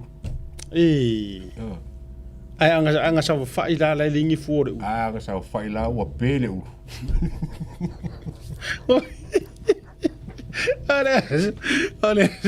ole je ne tu o te o fotaita ai mai tasi le vaenga wa te tau ona tu la ye ni tangata ta mai mani tangata faito fa le le yo le vaenga fa faile wa te tau na tu la ini sim fa peatu so li la sanga fa ya ifele fa va dia sa e wa ka wa o hange ya so pongisa ele o se ku hu pongisa o ka ko o ka ia le vaenga fa fa ya HRBP na matua tato te elava fi fa mga ko le mega pulo wa ya la ki pole le konga ma fa fa ko ko ki fa ma fa mga ko ngi me makanga fa fa ngo la ko fa fika ya le bingana le ta fa ye tu ka fiola e ka fefe eso la polka hero nga ko me so o lio paunga le hero le so ia ja uia ai se tanga ke takinga le ke le credit wa le so le na ele o tele tulo tele fa pe te fa tu e or komsina malato le so le ko va ai ka ko ia o ko si la mai le so le kwa le mse e ka mo le il fa ngi speaker le o kula e pa ka pa e ko pe speaker fa pe le na tonua to si la mai ai mana tu mai o va o mea ia o mea o le o lai tu malu le malo e fai ma uphold le kula fongo o le kula fongo a wange o ku se si kai fa ka konga o ma mai poro langa wa uma ma le simbe na mai le poro inga le watu ki ro ni me ke ka wa ka ku o le koe maua koe mamaka pongisa le si ia wa uma kwar paro kam pongisa aka ko kilo fo ngai Samoa ya me so ka kilo ni me manga ngai ma ka kiri aso ka fa manga ko o sa valia fa singo fo ni il fali o se me ma ka o kia ngar ba ai la langa o sa valia fa singo o e ka ko kala le fo ngai par menge o fa ka ko o me ma ka o kia ngar ka fa manga sa ka fo ilanka ko fa pe o se aso lea nga pongisa fo ilele wa poloka I fa fo se fai nga malo fitfilia walanga mantua o le center of attention la walu le fai nga malo fitfilia ele o koe kaudia la ko o le o mai la le mo mai mala ko me pongisa ai ko fu mai foi mara maka pongisa my good boy ai la se si tate fa fitia o le hero le asolea mo fo ele ave sel fara o to ina inisio malo le sa stand their ground ai wa mafua ma tara no altu I sunga ya portofari o fatau malama le angor kangaka le anga ku malosi ora mafua anga le o tela ngona ina mata ita ya itu le pa malimoni inga ia kilis ka mori o ngor ku marosi ai mama ko anga le hai lio e ro ka ko ngunga e o ko kong wa kom singala ko pe ngala ko fa fom awe langa vaenga ele o worry ai langa vaenga yo ya monga lisa ma vaenga ia o la ko vaenga uma pautanga ya tai miore to as pa ko kai miore ka malo o te faiet ai fa vitai ya li kai mi foi ele I liu le kele lai ya lai ko ki voi la ka ko va ia ko fo ka ko kamo au ka nga vai ya mar ko kele wala ngo kama ele le kele fe mo wa O le mga ia la ko fa mga ku le so le fa la ko fa mga ku. Ko langa mai ia ka manga ia. Ya, ma le mafu anga wale nga po si ka pam sing si. O le master kamano. O la wale tala. Tuloa ele mafai ana tatia ia war kaimina per kaimina la i fese amoles o le fionga lo city. O le fam sing city. La aia tia. Ele aia ma se vaenga o te masalo mi ai fai unga le fam sing city. Ai ma se tolo pulo. Ile fionga fam sing city ma le tulanga fu isa ia ile nati. O se vainga le ile o tonga mai ia istasio ala te Samoa. Fa nga ina lungo le tatou te iai. Se vaenga o le saunoanga a le whailau tusi o le fono. A wau whai tulafono le whitalinga ia sa tama witi me. Ia o ia o loo whengai le taimi nei ma le overlookinga o tāpenanga mo le whatautonga. Se tasi o mafuaanga ua afuai. Ona ave le whatautonga le SMI le tūlanga o le renovations o lo whai. Ai ua le whai ai I le whatautonga I le tati. Ua ave loa I le no fuanga te le leanga o le ta o to lua le seunga. Ai usi mai alau whafonga I le toe whaamani noina. O le vaenga lea ua mafuai. O na whaia I le whale taalo te le ituana I manto. Ia le whatautonga I le aso lua. O nei le whale fiafi. Mātou te whelua I ma le ofisilo pulenga mtanga lenga le whale mia marka peneta. E fole la tōpito la awa ua o le whamoe moi le aso lea. Le tao tō lua le se unga. O le whatauto ino le pale mene whiwhiria. Las fulvan. Ia ma le sauninga whale malo. Whatauto ino le pale mia marka peneta. O le uma ua whatauto whatasia I ma mitstalanga langa. O neila le whale te whi mauti whelua I ma le whionga ia whiwi. Ia ma le komsino leo leo. Ia mo le tapelanga ni mauti noa. O mo koina mātou whelua I ma le whionga le pale mitausi, le whionga whiene. Mana ia saunuanga na tuina mai. Ia mātou ngā rue whatas. Ia ina ia mauti noa. E saunga le mu ma le pupuia le atino ur whamai moi. Ia. Lena? Ia, maa ia kil. Vai la. Tau to lua le seunga. Ia. O las foi le la len ka o foi lui. Pero mo ko le ka o I fa ka ko par mia. O le kapingeka. Ia, tu sore tau a fianga mua o le lato whatautonga. Le whatautonga tau a fianga mua wa ilo utantununga. Nga umanga whai o le whakaukonga. E reise fongo kanga pa se siti nge whaia. Na umana whatauto o le kape o le pale mene. Toropo loa. Se taurumanga. Ai so o ai loa. Ma le whaatautonga walanga o le au mamalu na vole malo.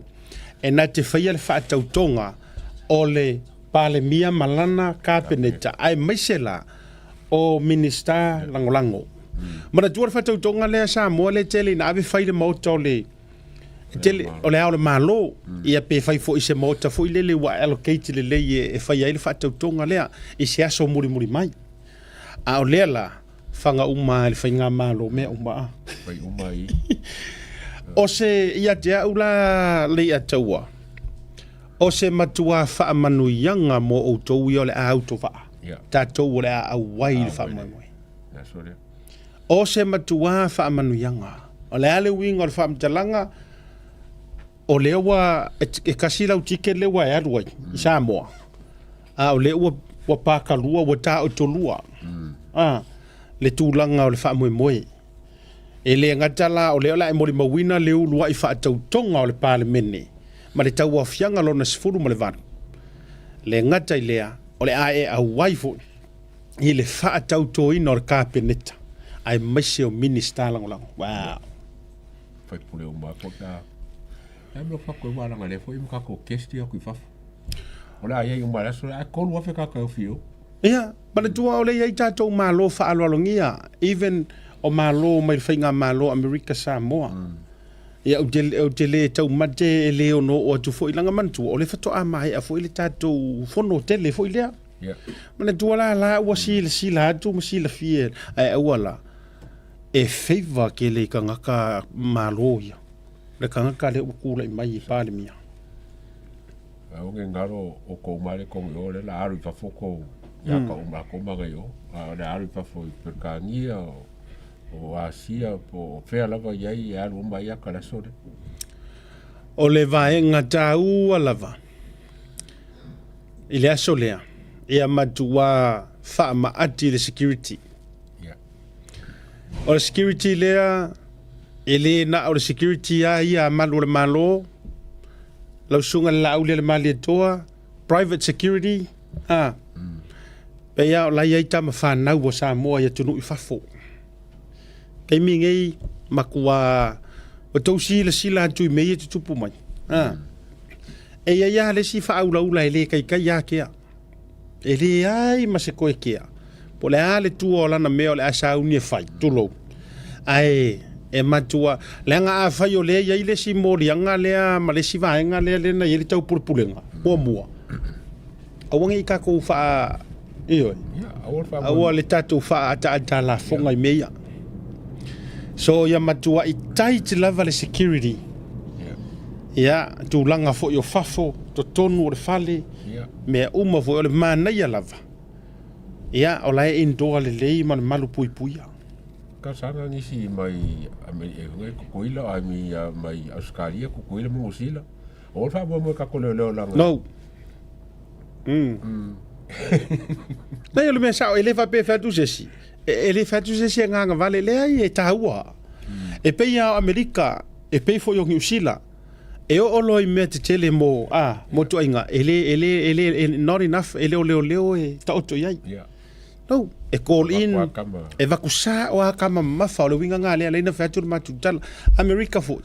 A vela tatou le vainga o Donald Trump a me whapena. Lena ile me fuile le ringa se e iar ka ringa o kamalo. Ele i vai ele ile authority le local police. No, nga kongi lunga si CIA ma le FBI. O ina le level na la to pingia le mea. Ai peko solo ale o leo ye fefeo ai ma le crowd ma me uma fa pena. Ia matua le leifo ile siaki ina o tangata. Security leo tangata i tutonu. Leanga o le tau te tara noa. No sheina na le lale unga le palota presiol. Ana vai mai vai ka ko ye. Umar palo ka presiol. Ai molia le pele sikengi sa ia ile fa ia inga. Molia le kauma fai ave fa malosi le election. Sui le election. Toi molia ia na tau pule ngai na ia fa o le oti. Ile pale mia fil pele sikengi fil. Lana na utangoi she lunga mo fa atu. E matautia leanga a o ina nau le sile pawa. Ta tele fa atu le ane me ai. Ai le kupu ai. Koe mangkua ile or ka por kala me nei atu wasa tata pisa tu. Langa o ka ko fa nga paro ko nga kulangai. O mo fa vesi e kule pa me. Yes. E de kalon ka ko fa kamala me fa pengi. Me so fa le kele. Ka unga la i mama sale o nga. Lena. Na we mafai ke le ki matua i waola siaki o le media. Tangata fo ia tu le media matua siaki le wa tangata ia le tu ma masini ma me fa pena. Le uto si le fiasa mo matato va ai te le tu media it app ma le awadi ila ioe e lango kama kuila ipa. Matua i faro le siaki nga le. Ioe. Awai ono fa nga ai le vatunga o camera ma le vatunga o mea nai tutonu. E ono fa nga ko i mangila au malosi nga ko i mangi me fa penga. Awa tau te awa lava le o tatou se tia fa mai o Samoa fa vai le tua. Le nga a fai o le o tatou mau tutu le tele o nisi o tangata ye involve me nei o tai. Ya, awa langi o kako se ki ai kere le kala nga. Al fa tau tonga lea. Ia matua well malu pui ele fa tua se si tulanga ma vainga fa pena. Io a vai o le wata vai tunga ile saunga o le fainga le drugs. Ring le amaya ring le. Ole makwa ke le o le medical mo mai. Ja. Tosi le fia le faila le ta auto i pen le na mata ulanga tu. O le link le suenga a koanga. E sau kau isi na loa i Mexico. Drug le cartel. So a tau sila la Samoa e makua ke le si kako kama ia kungu wa. Se kako kama ia kungu wa. Kau ke le kai kainga kako detectinga. Le ka tau le la kule la fa lango ingale o sa wele mor kau fa makau le o sa ngi. Mai le ko fefe o se ba ga fa se me pa fa o se fa se me. Ah foi la na. Ele to po le wingo la utala. O ana po va vai mari to ai le mele na le le video le mai lunga il tanga tavali no si o si ali tu stala lea po se talo fai o le winga la fai la utala mana tua ele yesa security o ana mei fai walu ia malona nganga mau sadi ele o fa beo o lamatia i le fili e mo ye kanga kai le fia ia na mea ai ilona tari tonunga ele ia masesi o ngo o iso ngai ka seoki au tau sila la mele na tula i mai ya le video nana ta vai tu ia o le winga la fa matalanga po le ala male alu tatou me uma wakakusi solo kangaka we can shut the person down but it will never shut down the freedom of speech ma mea uma fa pena tau ia al fisidila e toi tu sai na ua uma leola e koe kukusa inga ua uma leola e fulu fa pe ya o ya la ko fa ngame nena o yo ka kuma fa penga o le mo kwa ola wa fa ngole le isa ma groups na sa fa groups ke keli o vale lo se lau ka ngai mempa na tonua ia ole tulanga le na va tua I fa ala pata inga langa o mako fai vai o mako ngaruenga o mako kiuke longo puieri ole longo male la pata a fa ia lenga sa ngoa ia tula epa ile me foi le na faila na sa ngoa fa mai wat taulona na pu e mai lor tamalo Samuel wa ave la lor pui nga leo ne te ua man to felan taralin fai ne te ua wa le pulua tu lo wa la ule male to o le winga la fa metalanga o la nga ke loa la nga ki karikong e ye kanga ka pule fa penga e uir makwa se o kanga kara fa sanga ai man tu Samoa e mafaya nga sa o fa leo mai au kala o la filo mai mo loko mori masava yes langa boto e tau nei mo ma fo out of the blue ke ia le o fai nga kala fa mai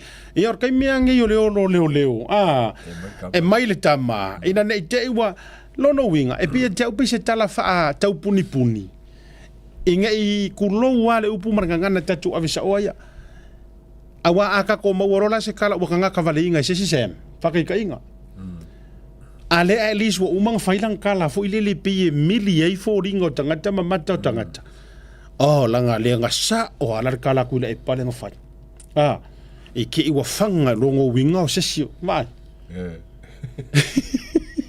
io al facility tasi ai se agua e mafau i fuar ngamea ai se are me wa mama o I fuala o mafau e ongo pa ai se pulu ala aulia mali e toa tamale tulo e mafuanga o ia yo mafofonga o nga mua o se mea sa e masang ia po o se mea e masang ia I sau karangoa longa lua ia o se mea oro ia se kau pulenga sa oikua ia por masang le foi kengi na winga na le tati fatu na tau mafaile a mai se nganga fu ile se nganga fu ile e fa pe ai tangata o a kupula se mea kulo war ta uruso ya sem a kupula se mea sem e alo no winga fa pero o sa o ala kala kula e pafuile vai ia o nga na le tulanga le fatu tonga ia male o le wa vai tu lavali e taua wa tangi mai le sui palmia ia ke fo ngo fa o le la wa fato finga ia wa mau tutu wa ile va vai atu le nga o le no va vai atu ananei ina o tatala lo ia mai le ofisa loia o le sunga bali tele leo ta eu masepa o le fo isa ave ma fonga fitalai ia o le mota po o fonga fitalai lava tausi mea o lo ia ile taimi le nei o le yanga dule fa tutonga O le lana moli mawina I le tau na le lana. Ia le tatala loa ia ai o lona ofisa lo ia. E ala lea I se sauninga lotu. Ia ai mai se fo I le otino le lipine. I nā I matotua I le ufisa. Ia whaavitai fo I le fau le tūlanga ia I le au nanga ma le ale sunga il pali. Ia ai o se matati ama se matala langa fau. Ma se matala langa le lei. Lea ua whaamautuinga. O sa onga la I o loia. Sa o fai pule ho. Nana uma, move on. Move on, na ole. O kankangi e lava. Ai o ila ile amainga ole live lea pe ia a mesene le na mere live lea po le Radio Polynesian. Le la no vai tu ai wa mai male title le male hearing le title le sui pa le mia. Ia ole sunga ile muripola ana rosa. Ia o fa ko fa ngalo ko nga fa wa acknowledge le sui pa le mia anglos. Ia wa sa ole le fo ilaka analysis le nga fa ia wa esi sila la li atau. Ti lo la tala so le prokalame ta ole me man na ia ole au mai mo mai lava le otino le lipine. Ole o nga tasi o ta faʻasoa ma manatu malangona.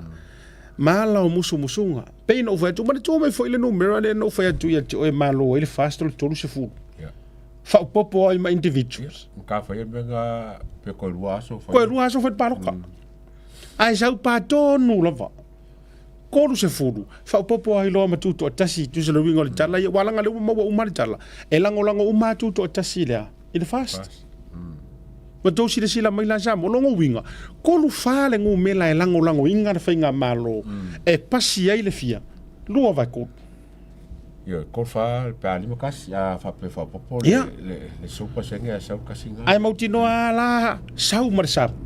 Fa ko pasinga ku la fongo lo fa ko. Ai. Uma. Uma keis. Ko fiku. A mir ko limba pa fa pe sa le. Sopa senga. Ah vai la ia. Sila la ia. Le winga le le fatula na uma le na faile ta protection. Onu meraye ta otomaya. Ai sa wa pa tonua. Le foi lana to faile ta analysis. Ya le na ta faʻasoa. Ma na ia yo va nga lua. E mafai o le scenario mua o le scenario lea. O le afoi. O le ono avea o se suita mai tai. E fai masui pa le mia. Le anga pe no foi etu. Wa tatou malama I le loto o le sunga le palemia filfilia. O kaka kongu le anga kia manga ia kinga. Mongia. Le ia taua o isi tai tu lo te le taua suafa wa uma. Ai le la via I fuala ko fila uma I la ukara de fa. Ma le fionga vai koloni. A onisio tai ia na ia nei. Na o se foi fa e le tau. Na o na fa o nga o le fa langinga. Ai le fa ka wainga. Ja, jo. A vet tai to ka fili. A ka fili. Yes. A olea la wa silatu. E wala ngai lua si ngia. Mingiska ese mai ya le ota tu au azari le ota laki. Ese mai ya tu wana si. Ese mai ya ali. Alanga olea ya lu tatou tilo ma le tuli matai. O seniors ministers le sa ye mo. Ma le tuala. E le kau makea o toe lupe ma muripola ana rosa o le kanga tu e siri alanga o le sui fonga fitalai ai onala le ufata o to mai nei o le la ua maua ele sunga ya muripola ana rosa le sui pa le mia le tofi le sui pa le mia le maitau watu tu langa iwe ese la le man kelo fa kore fa pa le nginga pale mia o le ali sui pale mia kamaikai fonga fekalai o le ali sui fonga fekalai kamaikai wa ke fo ko me fa wow ar watu famasinonga famasinosili o le ali so o mai ia singia ia mata tua tangaloa vai ka ko ia mata tua tangaloa ia Marau ko ingo vui. Ia manisi ala ia ilunga le famisinonga maulunga. Ai ese le pa lengi o le fainga o le a. alii tamaitai alii tamaitai sao fanga uma ia leo e pale alungai pe pale fo i tulanga le tatou atu ula atu o mangai fo ko finga le ma e whakamo e paki kai minge ali o whakakonga nanga le pisi paki e mese mei o asinga i ko malo i o ngisi o mkafa i o i kongo paki wa ngai fo ma whakawele ko finga le ia ka kiele le kere si o le solua kako vai po ai la ole ma e moni lau sau noanga moni le lau sau noanga ole vaenga tau a Samoa si e wo foi ki fa fia i luanga i mea fa wow surprise yo e boto te nau tele mai nganga pa le mea ko o mai i lunga pa le mea ko o mai si tatou nei fia fai news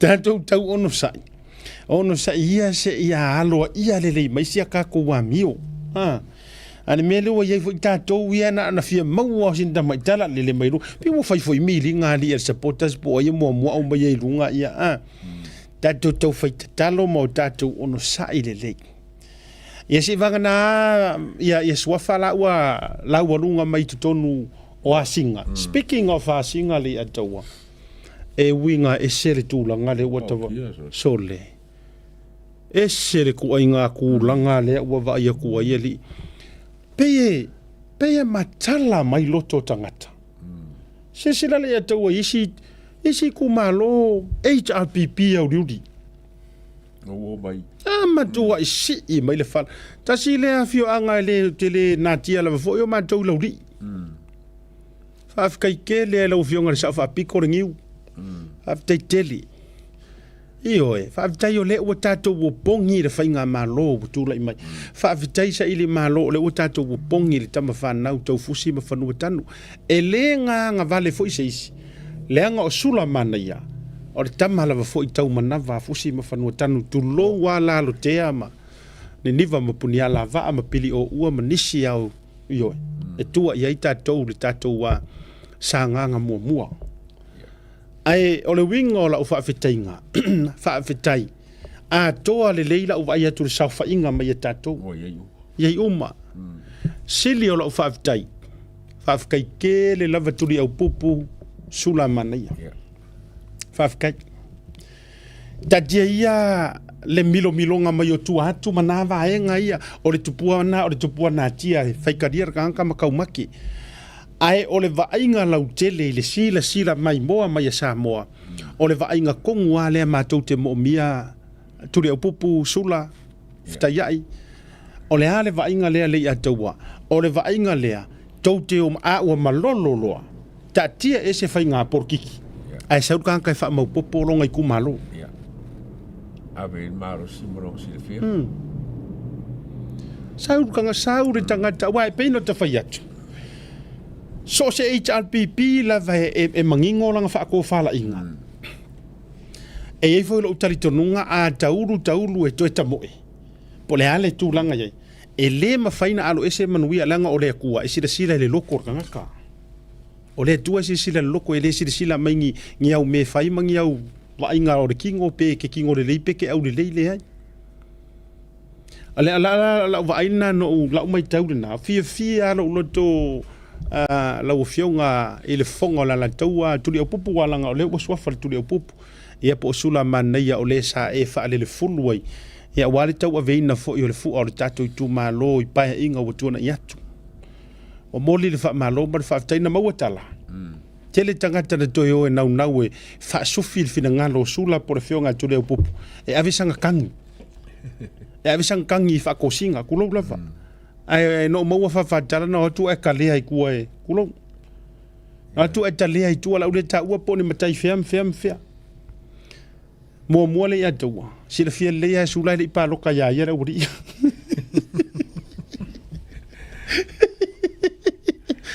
ale la to e atu nei to fa so na le paule memba wa o le fai ai fua ma vai fua le fongava ai mana tu mai. One of the biggest and the greatest things le paroka lea.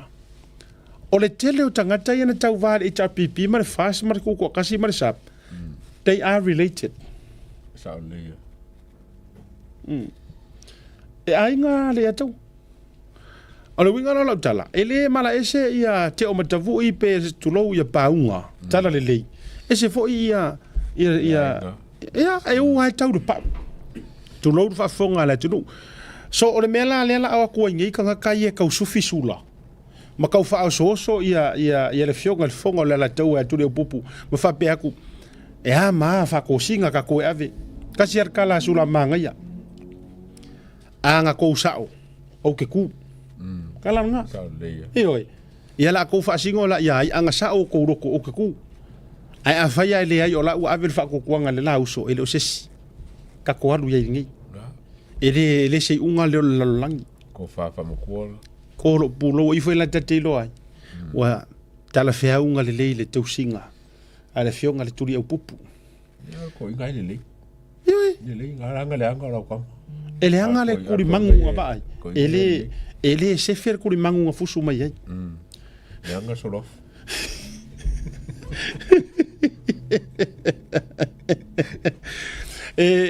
Ole winga lei nana fa tu. E yai tanga tau te iloa e se lei. E o tanga tai na ore sap. Ya. E kanga kala ule ka uako. E kanga ka ore sap e se ro lo feiva yai. Nai sui fou. Ai ona ole se ole lanu ole pati. Male ngor paki. Okay. Wa mafu ai nga ele manguia. E o fo isi ngo vai ngo le chapipi. Sorry. Te o kanga ka wa ango le la ko ko ku o kanga ka makua. Le ia pe fa pe lima ka ka le ia le chapipi mo vai. Ya. Ai okay. Ona fo se le langu, se le langu. A se isingi le langu le nga e fusu mai. Se ka se la. Ya. Se ole ka ronga ngir porkiki. Pe ana tafai atu. O so le au va ai ke sao ai kokong. Ko a fai au fengi kokong. Pe au ai kokong. Ai foi lai fengi a mo urang. Me ngi fa le nga. Fa mo mo ska ka fa mo muli oi. Al mena porkiki. Ya mo bua o ti ko ska. Se no fa mo mo le si o kilo. Le venga nana fa tu la te tala. Ama sira ngi fa mai foi de ko porkiki ke ko ni le ka porkiki. Ka porkiki no di. Yo awa o le stangata. La e alu usa o le fisiri o le a tonu lo fa mo ngai ke alu e te wala fisiri le o fa si o so ya siodi ko lo wa mana tu le na fa ili tatou ipuki o la fisiri ko ngwa le o fa ya siodi o le a tonu lo fa mo ngai ke alu e ke alu inga ia e mangu malo e kaukua lo wa ku upo o lo tu malo pe e te alu mo le record for the record. You know, ia pipi lo wingo e lungo de lau papa por kiki sa run. Kusa bele ise paroka nga maua. Ala ufa mai o pipi lo wingo sa o tau va i le panota. O fisiri la o le a kongu fa moe nga le ke hadwe. Yeah, obviously. Nga sa war kadia si ula le ka ua kadia si uso. Ai nga sa ua ka ngokunga kongi lo mafaufa. Ele ai laire e sidi ia vai lai ai. Sidi e fa fin. Sidi ai anga sao mai foi fa fingi. Ai okay.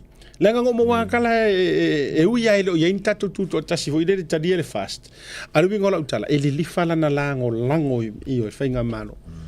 Ai pa wala me ngo wa ka kia ia foi sala. Mai ngo ngai maro ia foi sala. Ai no mana o si magua fa ke kepi fa fingi.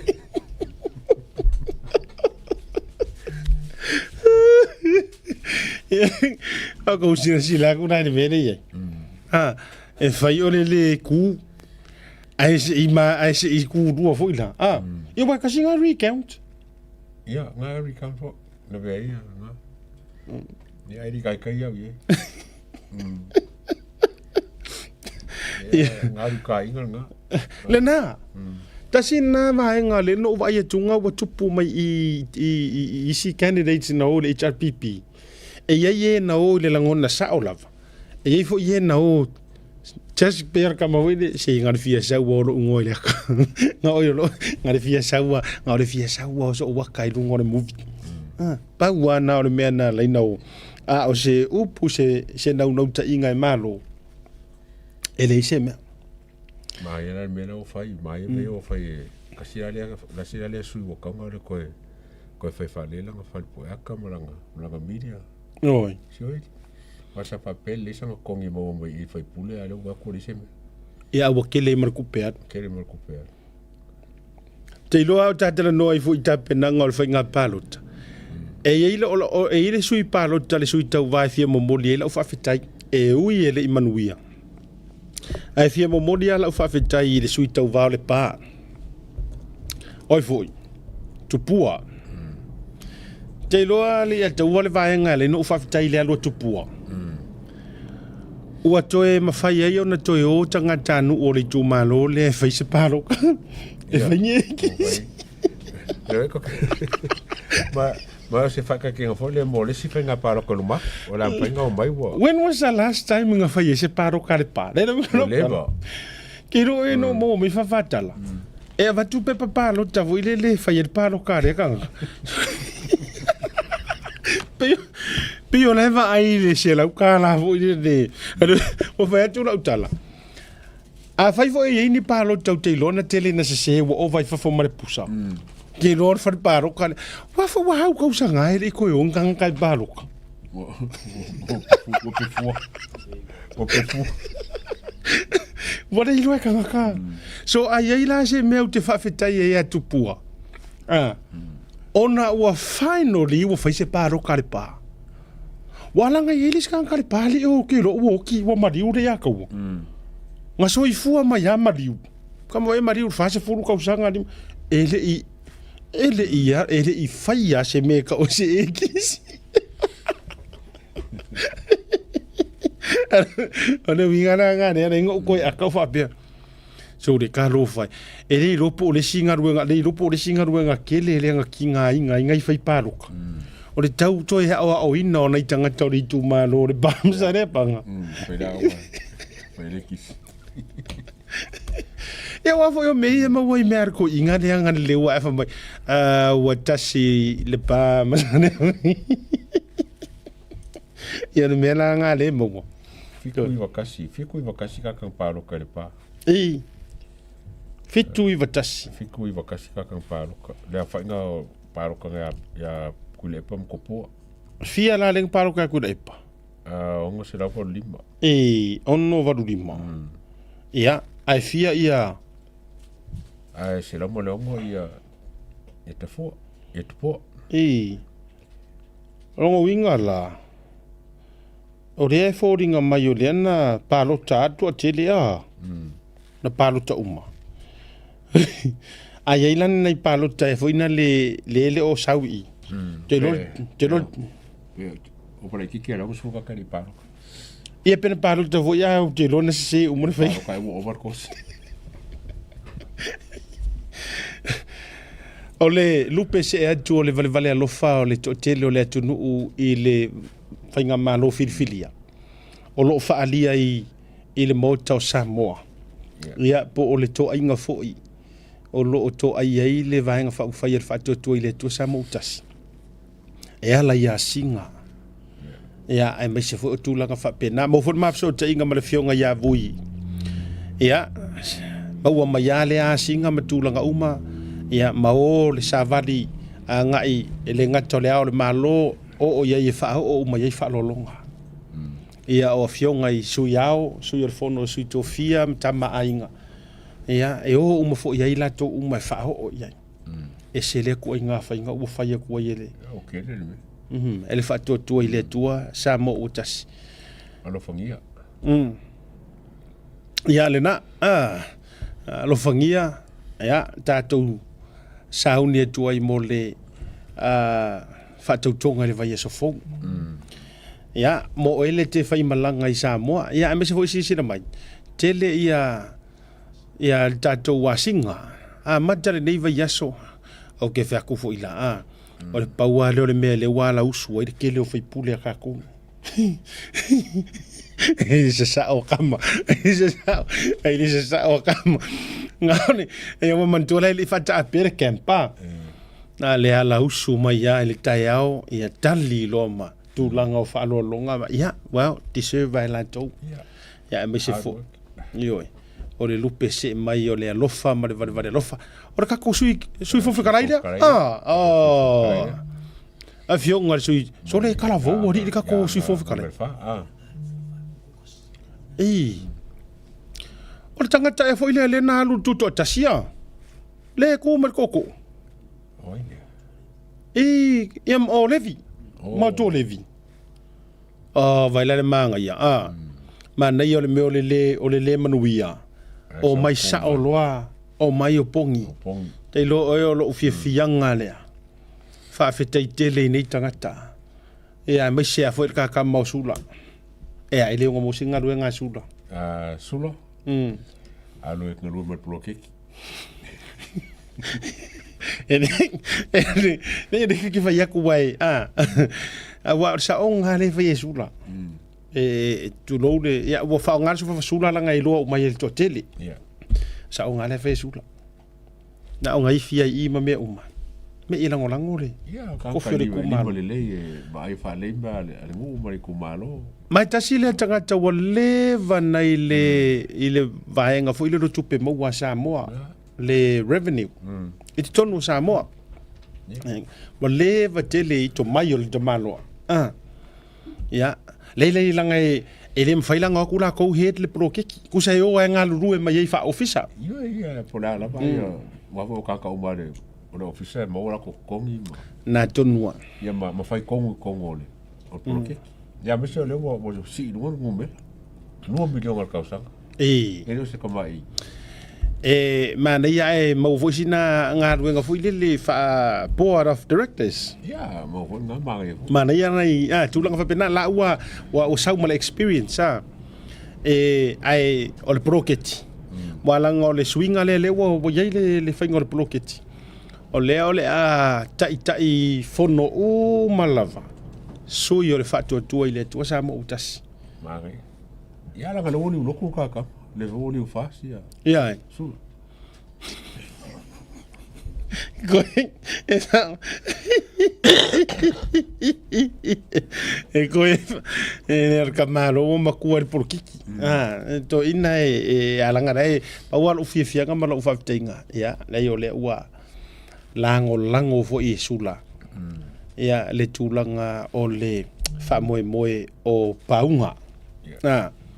Kaudoala ngā aru Samoa ka mo ervisi. Wala ngor sui dar ka mo ervisi. De wo maro mai paunga. Aru ma vela ngo tia. Pa wana le lave langa awala nga afapeni aru Samoa wai na paule vai ngau te loet e maweso na nga va amsana ngaruenga. Na le tūlanga I manga ma meo Ele au ma. Ya atu le malosi ele au nga I Samoa. Na paule me ole watu ngaru le prokiki. Ai ko mo manga nga le sirkule I ngora nga wuchi. Ya va na marka bile ka ko yo. Siak. Ka vai. Saui. Si base apunga. Avelo vatu. Ele ai e mai tele I fuatanga to tongi. Ko ya lo to ya lo tupe. Ele au nga. Ko ya mo kupe ko e repair ele go tia. Me fa pena. Na paua tu so la fu mono na nga sa yai. E paula me nga I fu tu va sa ia nei taimi. O ani me mafai ona ia su nga seleni e fai ma ave I Samoa. Io. E so soani ai I meo mana o mai nu umane. Ka ko pisingisi le. O fai sa sia pisingisi kaka. Ora pisingisi. Pisingisi la. O le foi ka so ke le. Ele fa ku ya. Le. So le ala fa kausia. Fa kauso sia ka so le nga. Soli. Awa inga ka wo fa ka nga me o mana. Soli si fai masia fua inga I me I ke o fai nga ka manga me fa pui fa fo se e ko. Oh, se. Ba sa ngi fa pui. Ele ole a se va sai fo. Ele pese fo worka ka monatu. O fai. Ele pese fo worka ka monatu. O. Ele wa mai le la se tatou atu. Se tasi akinga. Tu sana paua le pese o man tu man o fai atu pese o mai si aki ai mai lunga. Ana paua le pese. Langa wale iso taimi langa wa sen mai natu o whakakope mai. O lea la whaamalulu atu a latu ruma masiaki e runga i. No ngā lewe na lewe whafonga mai ai. Ia la wasai foi. La wasai foi tatou atu. Ia se i whasauru pese se kako uso. Ia o le tama grandfather. O le anko foi ia manatu le lei. Ia ma se i tatou va ai mas tou si sila. Pese toi whaau au pea o na watu runga i. Ia pe o le hafori tūlanga o le aire nei pese. Ia au si mea lau whafonga.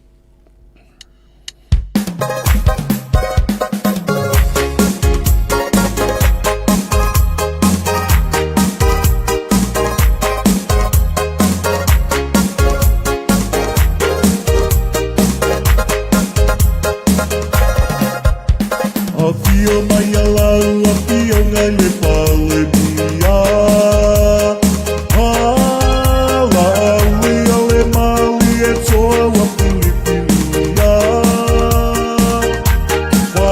Tai pule batu muai tu au malatawa.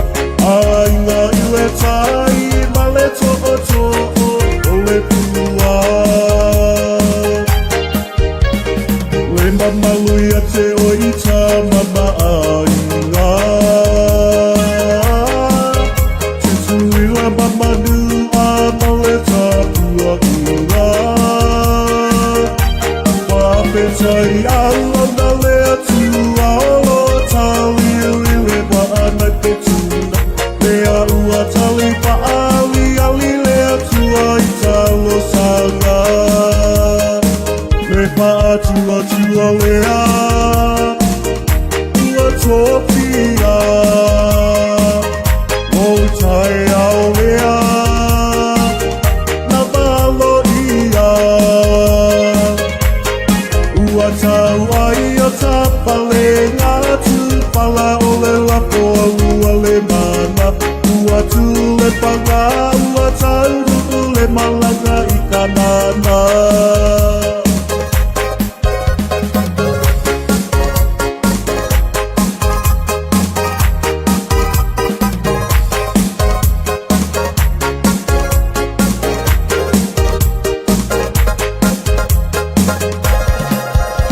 Ele tau paapuluina o le pasina.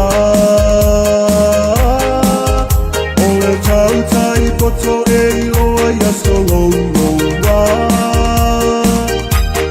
Sa e sisi o le la a pada pongi matata mo i le atua.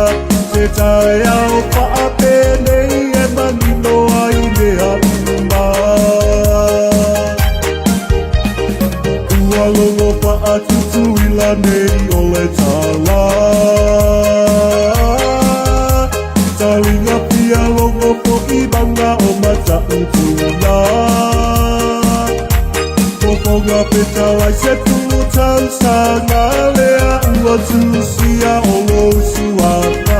O le pale ia numera valu o le malo Samoa. Me pa lea ua topia. O tai ao lea na valo ia. Ua tau ai o tapale ngā tūpala o le lafo a ua le mana. Ua tū le panga, ua tau le malanga i kanana. Watala sina o le vai i le masaloloa.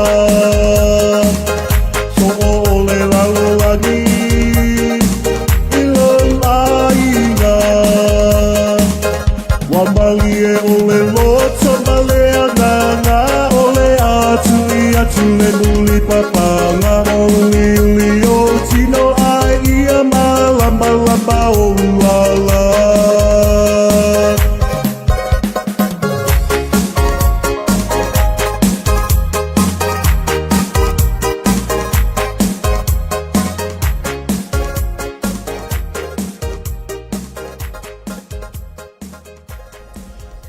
Ya, masih pagi-pagi tadi. Ya. Ui. Ia, waku rau sunga whamsingo momua, na aso whina ngalo le pese reuso. Mangaia, a ngā kele I ngunga le e kong karkorong kau, o ngiu, o fiu, e le visi, e ha vai u.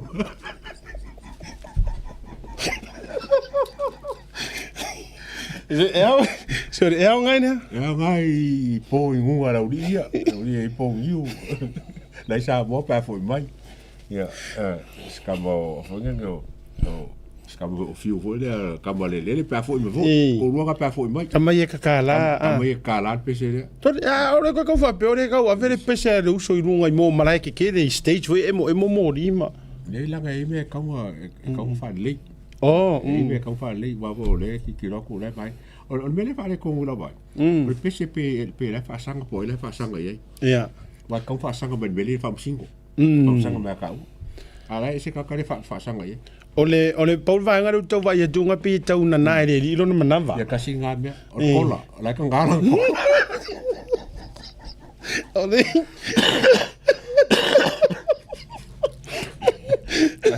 Kasi le kola wa mau. Kasi le perenga. Kasi le perenga re. Kasi le perenga wa mau le ai. Leo, leo.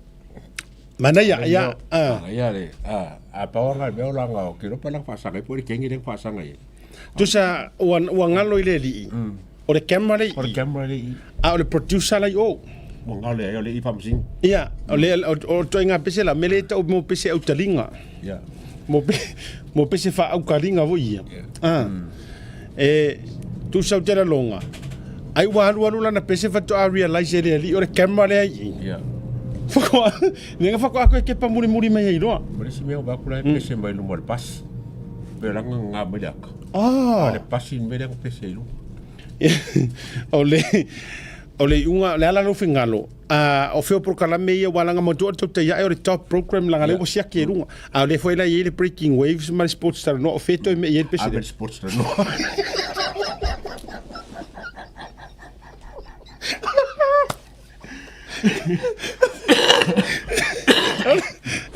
So ala go fa ko avenga o que no fa fa pe de akan sport na no avenga wa no ko lo fa ya Aunty ma mo e lo ko lo fa ko ya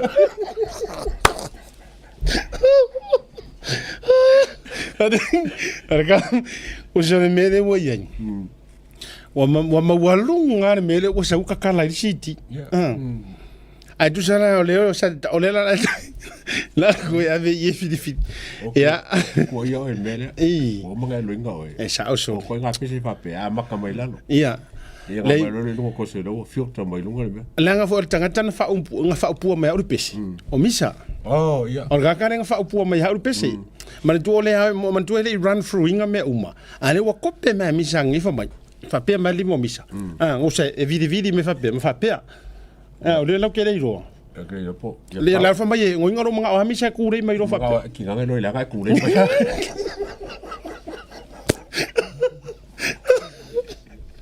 Kilon me era sefer kakam. Ia. E sefer kakam ai. Ka fa me fa ku le pa. Au mai le kama. Ia. Mai le kama. Ma kau whakarangora di lang pes. Au mai. Ia wale le ila. Mai kama. Po le are le anga au mai. Au mai ku so ka ua. Vai o se mea. Se mea le lei. O tau whalongo longo atua tangata le na tusia upo le pese. O e kofu ale ku hu. O le tuana o le tala le na meri mangi misa wapi o misa le producer. Oh yeah. Mere le ngare sa wai misa ya so rua yang kengi. Por kusi golpes. O le golpes. O le ala te va vai atu. O le si leina o le si fai upu nga na tusi mai e pelinda I Amerika. Oh. A fai pulonga rua kusi mai mau. O fai pulonga rua. Mare tali. O mau maru makasino. A fai pulona kusa fai upu o le vao le tali. Mare si fai upu. Elvisi. Oh, le ki o apa pe pa urua mari kunga. Ya. Malona tu. Ya si o mau yoi. Si lau pasenge le pese yo. Mai wa mai wo wa nga se o se si vaenga. O lala le au tu mai le va le fai upu muri wala ngor pese umi Oh ia. ar fai upu ngai fa perkangia Oh ia. ngala ngo fa longo ku se misi Oh le me muri. o ngala ar fai ngaka upu lala ka wa or pronouncing o upu Wife ia ngai lo loko ringi disire ku se memi e misi de me loko ringi disire umi o.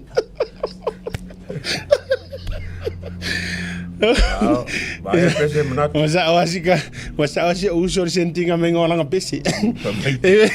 Te umanga sen mai whatever ngo kakaro mo kang pongi pe baku yer ngai pese ya oru.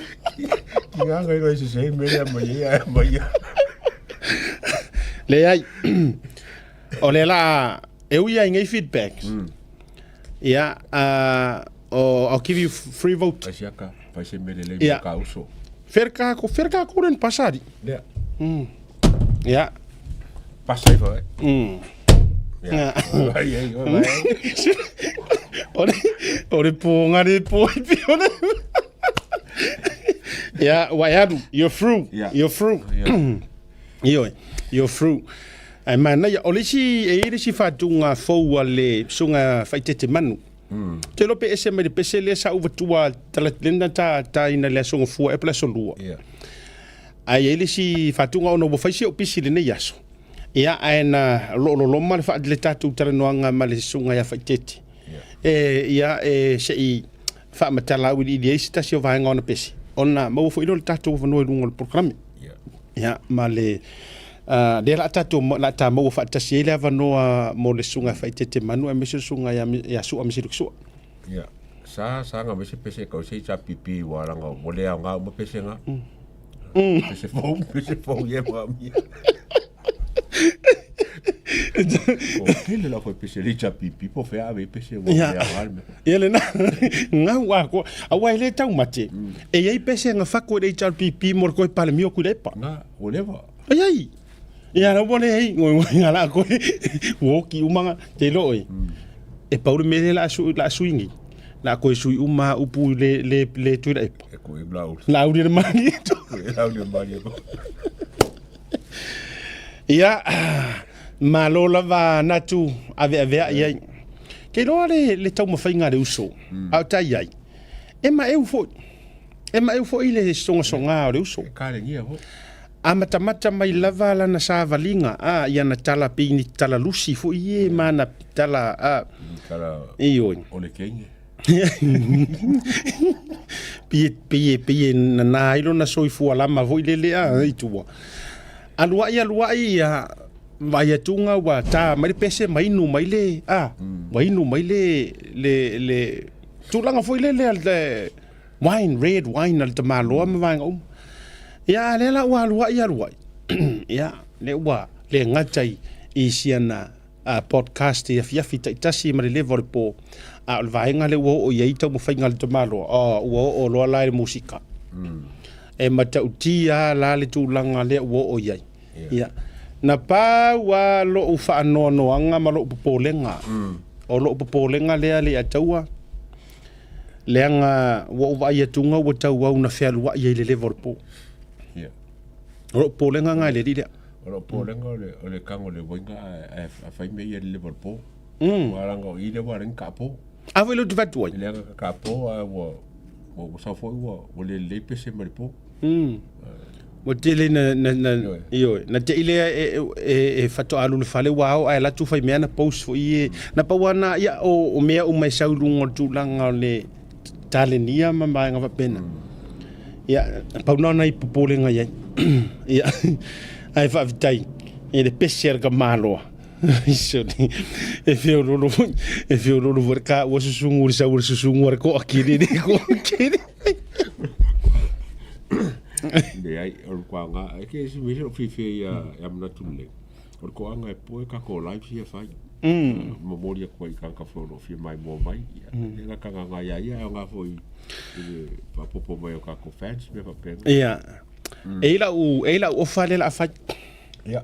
Ola o fale fa. Se o fale le se. Ya, le yo o fa mole wala ngamantu yo so fale le. Ya. As fale le uta mau ya la fa pese ia le blue wave yo mo wale. Ana winga o tala. O tangata fatu pesi. E ire por kalamele la ta faia fo ilele o le taito a tate vatua. O le se film fakku ma ile pesi. Ai mau al man malo. O le winga o le mele tau vat o tangata e vave le mafau. Ai anoa mamana ia lan pesi. Ia, manga ia singa. Tautai A'e. Ia, le na tonu lava. Iyo. Ia, o isi na pese vuia lele o meikinga runga le Tautai A'e. Ia, a wate pole fai e o mai runga le tatou por kalame. Mai ke ngao. Mana ia. Tu so le fima tate vatua, o le aunga o le pese. Fatu mai ailo. Ia lau pese. O le vave ala mea kauria. Ai e vave mana, ia le fati a noa upu so ta ile leia manatu. Ia, ka kounga. Ia, malo lava le sai o se tatou a por kalame. Ia, o le asfalele le nei e fai foi mafaa e valu finangalo. Awane e so ona stress telefone. Ia matulanga o le whaatautonga. Mo utou le whai malangatu whaatautonga i Samoa. Ia, tautuanga fo i ma oe le suinga o le tau. Wa tele ia monga le suinga o le tau le iai. Tu lau fo i. E malanga i Samoa whai malie. Ia, tu lau fo i le tūlanga o le. O lau whai ngā malangatu i Samoa ma vahenga fo i o le. Whaatalo Manurewa tu le asa soifua o le to far matua fatua masanga ia fata tamati le lua o le vinga i le tua i lana tausinga o mawhai o na hulia mai nei tausanga i tele whaaftai le malosi ia me se fo le ola mai se o le tausinga o si o tātou ainga ma o ta ainga o le tatalo ia umi lo wola tātou te mafuta i pea alo whaanga si a mafan o si a tafa nau whanafi tamati vaiala salatielu Luisa tu inaifo ia mauta ainga umalava ai sili ai si au mana mea le tausi ia taisisi ia momole tuai malo faanga ia mo le uso foi ia po o le matua o le fretua masanga sunga tuisa mau fata tamati le lua ke ropo foi mera ukama mai Vietnam le na o le foi poipong nacionalo ia no foi sini Ausitalia ia whamanuia le tua i lo waso soifua i le nei fo iaso ia toi whaupoponi si tausanga se tele ai turanga li ataua au tatou iai mata faʻasoa foʻi lenei vaga o le afiafia me se foʻi o le tatou porokalami o le fautuaga lenā ma le faamalosi au lena mo outou ia faimalaga i Samoa ia i le suiga o le tau ma le tulaga foʻi o loʻi ai ia e se Samoa ia sola e se foʻi gai kaimi le vevela ma le tulaga le mautonu lelei o suiga o le tau faaitete nei te ua e taunuu atu ia e aafia pe mauba oe se ngase ma vaega faapena le atou Ngara kora malosia sa wa se mera sa wa. Yelena. Ele se selo so no. Yeah. Ele selo so no ngani tulanga lo to mai. O Samoa se fatula o tano fo no fo ama ta va yetu. Mana ia o le upu fola le tua. Le sa va yetu la ngai se ta so fa fe ngai petesa. Yeah. Mana ia lana faamalosi au mana ia sele longo mali kau ke kau fai kadia uma lava pe a longo lelei matu sao se nganga sao mana ia foi tau fai ngasi asia fa fe ngai le upu ole tua lana tape nanga le fa winga ingo fa tua mo mier fa tua ile tua e mo mia lava de tu langa e tate va ia tu foi e ka ke vai ku foi le atau le sa fa mai asu le cha pipi. Yeah. You can tell, you can see. They're getting tired. They're getting tired. We got now la tala. Ya o le sunga le fa fa ngai. E foi tato ayaya ni me no ai mo mia le share. On the share le a se tasi le o te le lopo le launga atoa ia pe po o maua foi a sunga le whawhiringa le ma te whaasoa atua e na mai whafonga i foi le atau ia mo whaolonga ele application langa whakokua ke ronga kwa i whaolonga ele vaenga langa le pia kot whakokua ai maanga ia langa apapoi Nang whaukuang. Ia, le nā tōnu lava. Mana tua mai. E mo mia ia tātou le tūlanga o ni toa ngā ruenga le atua e tau sirifile e mūle nei taimi. Me se fo i o upu o le ola, o upu tau tino. Ia wa fo i ia tātou. O le a kes le a tau ar tā wha malosi mo le nei vai aso wa umama le vai aso fo. O le a li lifa lava. I tangata whai ngā ruenga le malo. What do you think? Ia, maanga i ke. Maanga i e lo vai aku le fongo le ngā whai a le whasma kai ulo mkanga runga lenga i fo i le komisinga ma le no e siri. Pe fo ringa ma le o komita ku le i la whai ngan malo le langlongo ingo le on malo fo.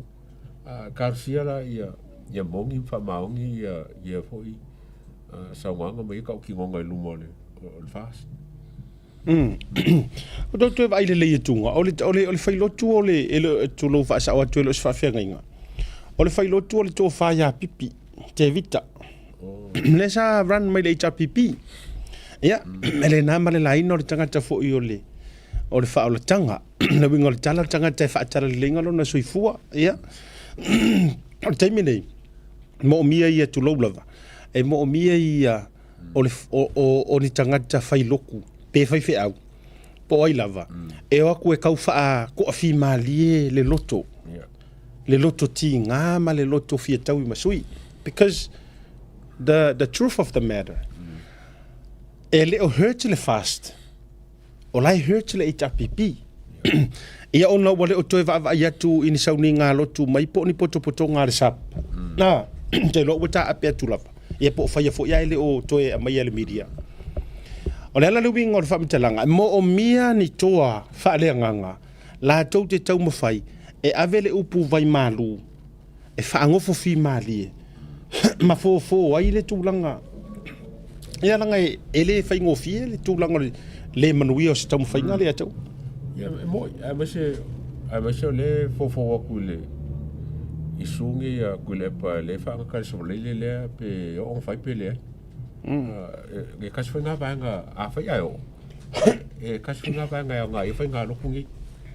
I ngā ia kukuma mai ngā ma whainga me kaung whai. E ora, ia wai, kol se fu, lo se fu. Lo se fu, ia ma fu ren kau e mako ia fia me. Ai, o se kasi fu kawhi so inga fu, ngai a ingi video fu nga ngisi mengi o whako singa whai kai me whaasai. Mange le mai I ka ke play aku nga ma kipi la longi fa misi. Ia. Taua. Isi me. Le na e ina nisi fo I o video na ia tau a mai. E no fo I ma oe. E lo winga o le whamatalanga. Awa o le mele le kula I mai ngei kai mi ngei. O lo ua le tali tonunga mau tutuna o au le ia taua. Ua vai ma le lava vasu I sa o le chapipi. E kasi ar ka ngaka le unga I al mele. One person no kulepa. Pa wale.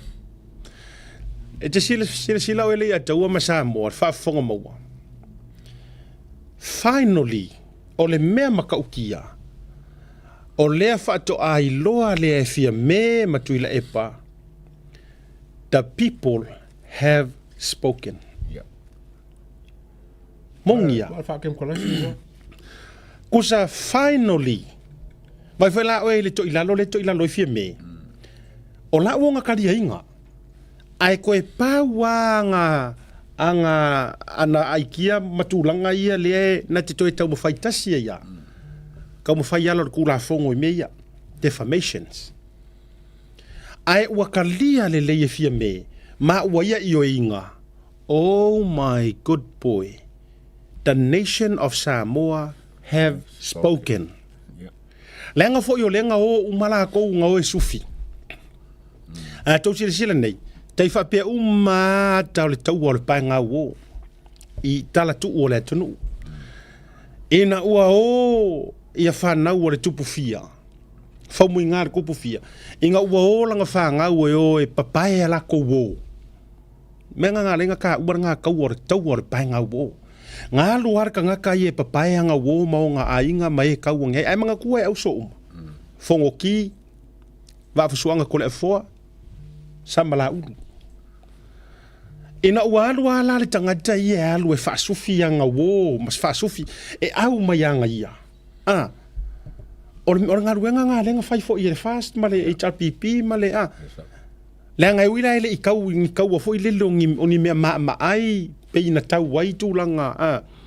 Ai tau te e mawhainga kako ka ngofi e whaakusa le mele. Ia, kau o mawhawhau. Ngā o are vahenga whai mana la kou kai. E whaasufi mai ia i kumalo o la kou o paolo mangafa ma me uma whapena ma Samoa. E whaasufi. Po o ai. E karikongu mai la mato mau. E oi. O lea la wa uma o mai lo la ia. Ai whakarikari. Po o ai lea la lilifa ia. Ala le wa uma. Le wa uma. The people of Samoa have spoken. O ai la lea ua ave ia ira whaakua kuanga a kua o kangaka. Ia pe kau ke whai whapele ia tau o ai lea ua ave ira whaatua tuanga maua lunga o tangata. Whaatua tua i lea tua Samoa ua tasi i lalo re taitainga a le susunga i le la auli le mali toa. That's it. Ua kalia e fia me. Ai le fia kalia lava e kuila epa. Ioi. O lea e wha olo a taua lava. O lea ua o a ianga wha karangoanga wha peritania. E fau lea mea. O lea mea ngale ngangu a isi kai minga mangu maa loa. Ai nga o nga whaia inga koe ko ilalo. Wha sanga mai loa. Ma fia ngangu mai media i whafo.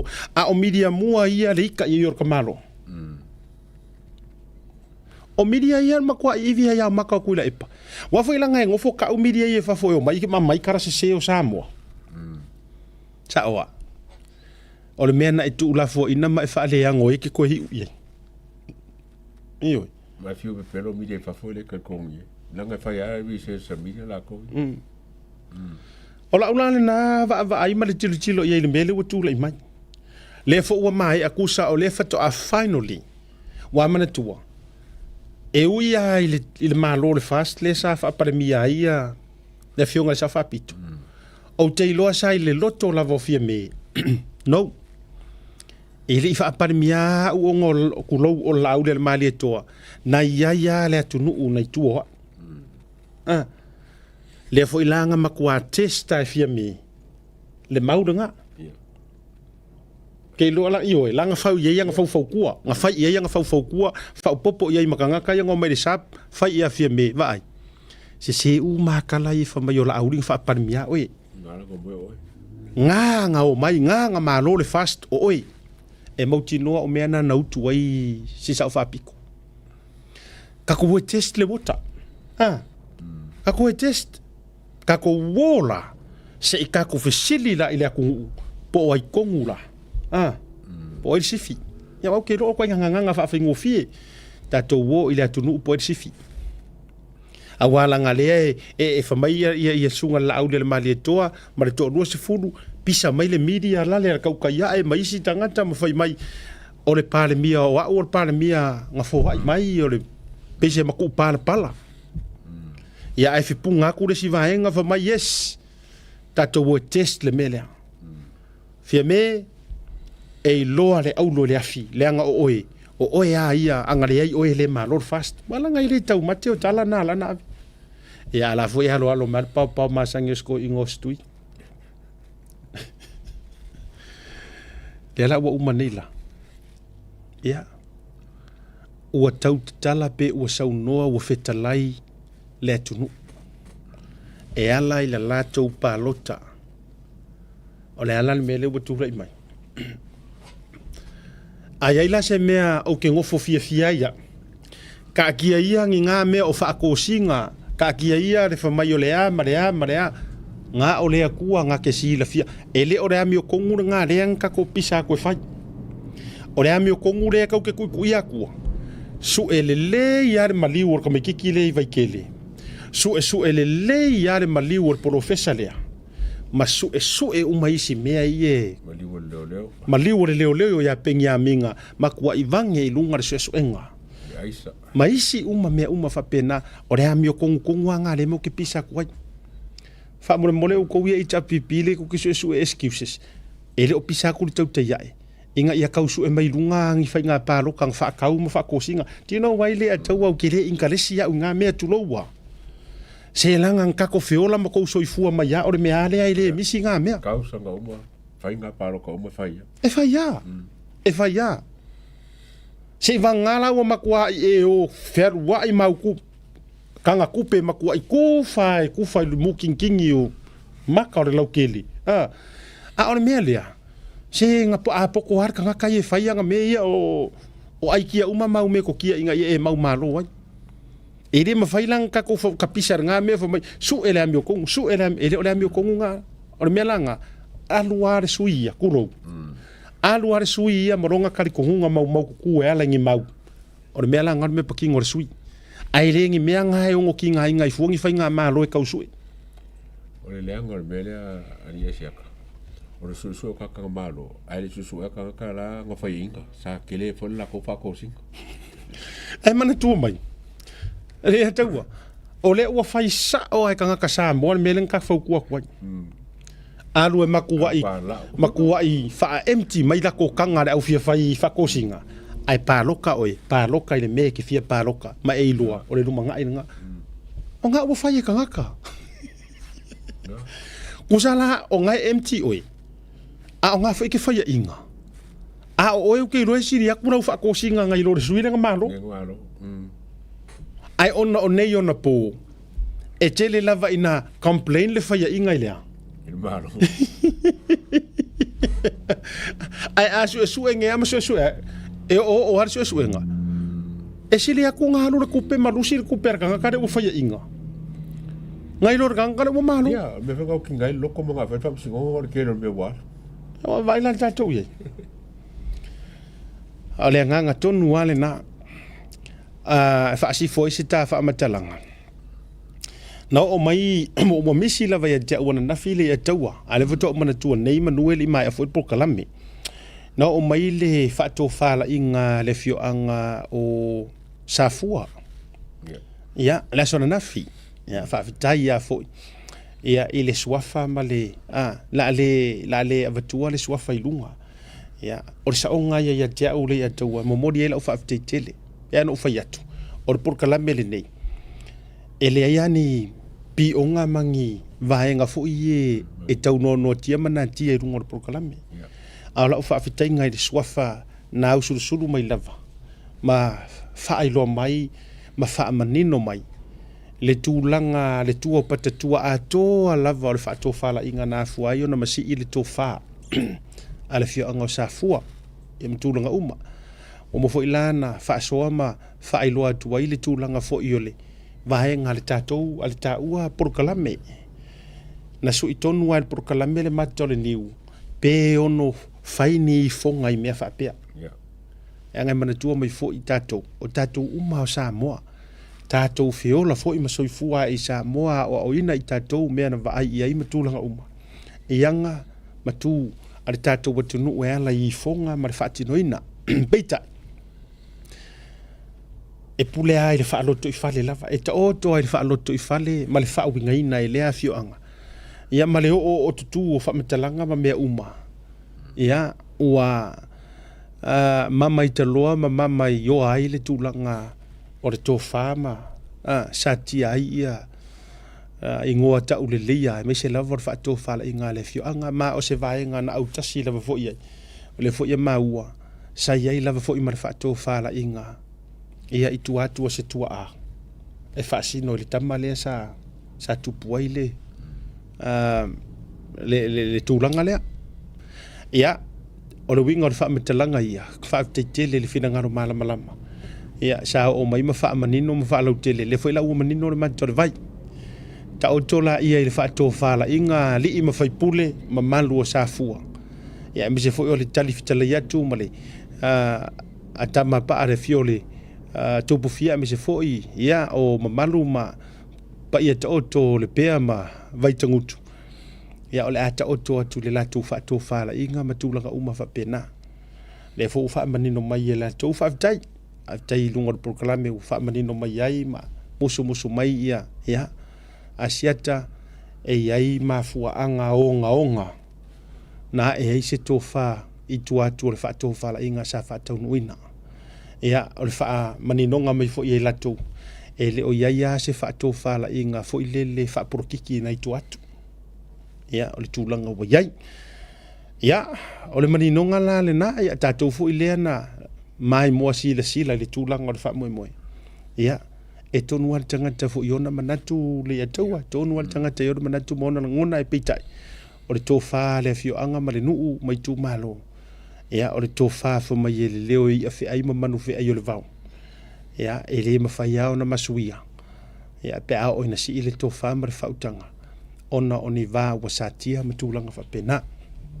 Ia, wha malo atu ai fo I le fio anga e me se fo I o le tu malo. Ia, tu sai o lo tofi na ngalo mala malama. Ia, e tau te wha mani noa mai eile mata upulea. Ia, e tūlanga fo le tatu programi. O iwa wha manuia lo loto le ia taua. E le I kākou Samoa e le se kumaro le inge fio anga I le o mai mua mai. So la whaafitai lea, whaafitai te le lava I le mawhaione tātou. O le nganga fo I le o tau te iai. E tātou ngā lulue so tau au whaatasi. O a fo ini vae ngai au vatu ele o nau fo se vatu pito tasi. A vatu I le isi tu o le matou sa I linga a tau fina ngalo na iai le isi tu. Mani noa au whala. E wha mani no mai a au whala. Pei fo I lao le mata upu I a sili ma I tulou I a palauri lua le ataua. Na maua fo I le viso ta inga ma le uso le tofa I a fiu fa o le tane yona. Ia ina ua mahe a fo I le tāporo kalame whaali mai fo I le tūlanga o le side o le mafuanga o le recount. Na whai fo I lau tala I le tofa I le tūla whale li. Whai atu I le tala o le nganga I o ma ua mali ata ua mari porokalame.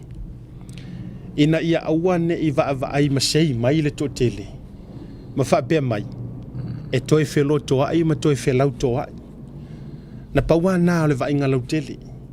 Ioi. Ina nei toi avea fo I lo tali mai pa I ailo ta matali atu.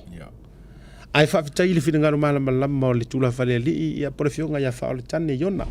Ia o le fionga wha o le tane le toi tau su la whalo ye tūlanga o le whai pisinisi ma tūlanga. Na whai mai ala na whai tau. Malana mau. A siata. E le o sesi ai tu. O le tātou a fwoi anava. O le sailinga o le ameo tonu ona. Ona le ana va aima tūlanga fwoi le whaitaunga. Sa iei le taimina o lumai. Ia e mongi la sa siri ia fiu whaoltane. A lea iona. Ia arua. Ia ele na fwoi male laina le te lo le whesasia I o whaikaunga maisi unga. Ai kasi ale pālokanga mā vai. Na langona I lo lotu. E mo minga se recounter. Just to make sure. So ia te aulai. Se lau pasengi. Tala whea ngai. E pēna whatu le tatu porkalame. E le aloa le faʻasoa ia ma ua masi. Te whamalu le lafo whamalu lua tu fo I pa I o ainga. Ai le tatu fo I faʻasoa ma vaenga uma. O le si taimi ma te avatu ai le side o le story ua mamaua. E a mai fo I sources. Ina ia mātali ai. Pē mawhai ona. Alanga ma ke le lo umangi o kou Facebook mangi o kou ngumela ma tūlanga whapena. Ma te tau mawhai e wheso o tai atua ina ia verify. Ma o mai fo e au mai lea side o the story. Whaftai lai lea tua. O le ua whamai ai nā le recount. Ia. E uia o lo tu maulava. Ia le unga. Ia e whaftai. A tonu ua whaile nā. Ia ma wha nofo mali e fo I le tofa ma le utanga. Ia e le umai fo I. E le umai ina le whai aso le tua. Le taua. O manga ia o. Alenga o kawa fo ia vanga sa. Wa ka o ka kalwa le isu sa wa lenga kalwa ka o. Yes. O le langa ngo umal ku mo. Lala no fai ai fo in ma faso manen ma faso ma swafa na fio mai. O fai tula ia. A sira sila nei. O le vai nga ia lautele. Ia pe fo matou ia. To be honest love. E le mawhai a o te lei loa po whea ui ese tō wha siata msamo e leoi. E mawhai o na whaatino se I fōngai tūlanga o ni whaamatalanga. Unonga. Pai pēa no whai atu. E pule aska funge I le la o lona sa. I le whaatō whala inga. E ta oto ia ia wafo le tau singa. A le fio ango sa fuala tau. Whaasifo leo la utala. Le ia tau wap. E to e afe mai ai I le tato lulu. Ke manga o a se i whaai fōa e le tātou lulu. Ia, le tātou komiti mamalu o le lulu. Samoa. La vatu sa mātala ma sa mātu wala loana o nafi o na watuli ta moe le tātou taimi.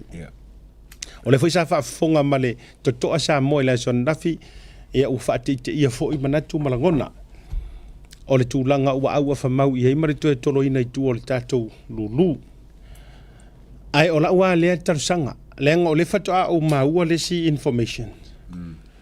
E ia tātou pepa lulu e lata pesilia ma le whase lau. Le whatoa o mawai silia ma le whase lau. Sa toi fo i mai Amerika Samoa ele i whatawina. Leanga e mo o mia o tātou. O le porkalame fo i le nei. O le porkalame avatuai mea ma mama mea manino. Tulou. Ia na whaiale o la usa i lilinga. Ia ma o mau aile i Tautuana lela. Ia ele ngata o tusi e ave tangata tasi ele i toi maua mai.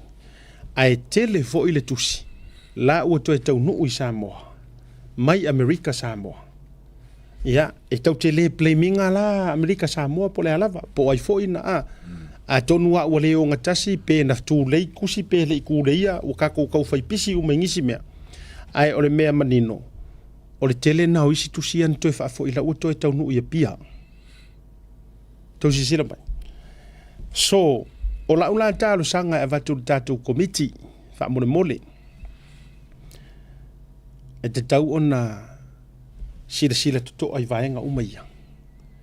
Po le ale se skepu, wanga waka aki e sa moku sia. A fai o le fai na toi tu le yatu mo le nei taimi.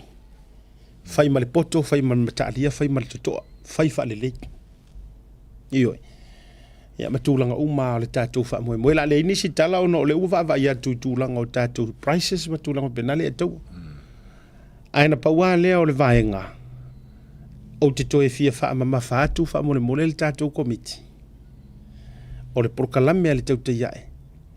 E le mawhai fo i nā. Alo pe a o aina yeini mea wha le tonu ma mea e le te tau ona tutupu.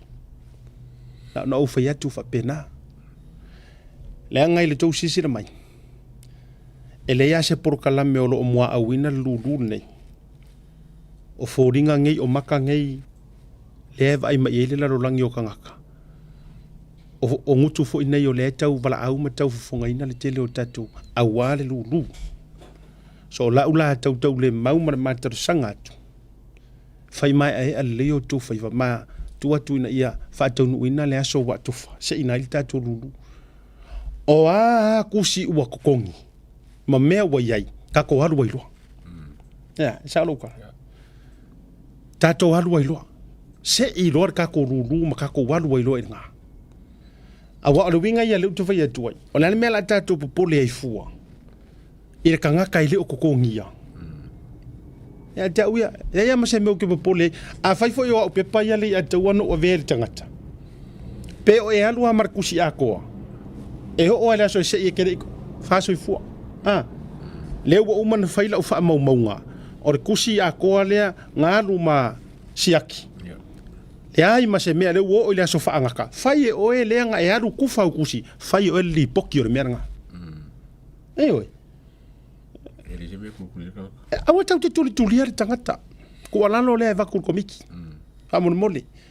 Leanga e hauru ta whenga e serfutia visi ngano o te le mana o tangata e tu virivili mai le official name virivili mai a kia au. E o i after hours o mo mia e umaro ko lua mara whanga. Ai virivili mai matangata. E tuli mai ia mata upu lulu wha molea. So le lau o karakarango aku maleanga e kumu le wha alo alo. Male mi ngau a me se fo i o le alofa tere i le tātou komiti wha mole. Tautua ngā e le te tau fua i lo utali tonunga. Na tātou tu e ta me milo fua koe kaukasu e mai kusia. Kini vai lulu wha penga. E ai. Mai o le fesili fo i e no fo i lo uloto. Pe ai sea e mafua i fua ona apa mai fua le ofisa o talonga e kau paua fua le lulu e no wa usa war karangoa te le lopo le ale la tau me fai fuari melea. Pa wana mea, wa miti ia vaenga taua malautongia. Wa aiso se lurua la langi ngai o ai lurua ke kele Amerika me, believe you me, ele umanga whakau. Ya tike de le whakaua. Ai le tau fia i fua le mea te tau on tatou whaia. Winga na lewo to manatu so to ya fe ke isi ma ka koruru. Le anga kere ka ka vili mai, vili so mai ma asia ka mo iele me, mo iele me. Yo kero vo video ka ia e. Oi. Ole to sangale. To sangale malanga ngai tu mur fa alo. Amor model committee e lo se situ. Ai na ona ofa ya tu fa pena. E mawalunga ya tia. La ngona o tangata le anga ile fa ngofie. Ya. O ise vai nga ki fia popo ai a sunga le tu. Kwa rawa mo ko lo. Afkala. Mo mori fo ia fingalo ya so ila ko ro bil mai ma singia ya me fa pena. Ya wa fa kala ko le ko pe pa fa mai. Yo feng lo fa pena. Yeah. No, ema no fa yatu. O tele I don't see the reason e kau keso. Umaloa ngala paka yaku la watu mo me uma. Ai le ia you're out. Or kusiru fo nga. No longer ele ko ka ua kele.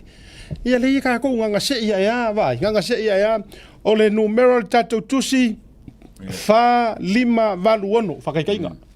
Fa lima valuono siakiro. Nga siaki aku ai pe afa pe nga halu umai lalo fa mau. Fa lima valuono o tusi nei na ave au kilani ma ole mau fa mau e le i tutonia e le i fa oina mai fo tusi. Ma vai le fai ngofie.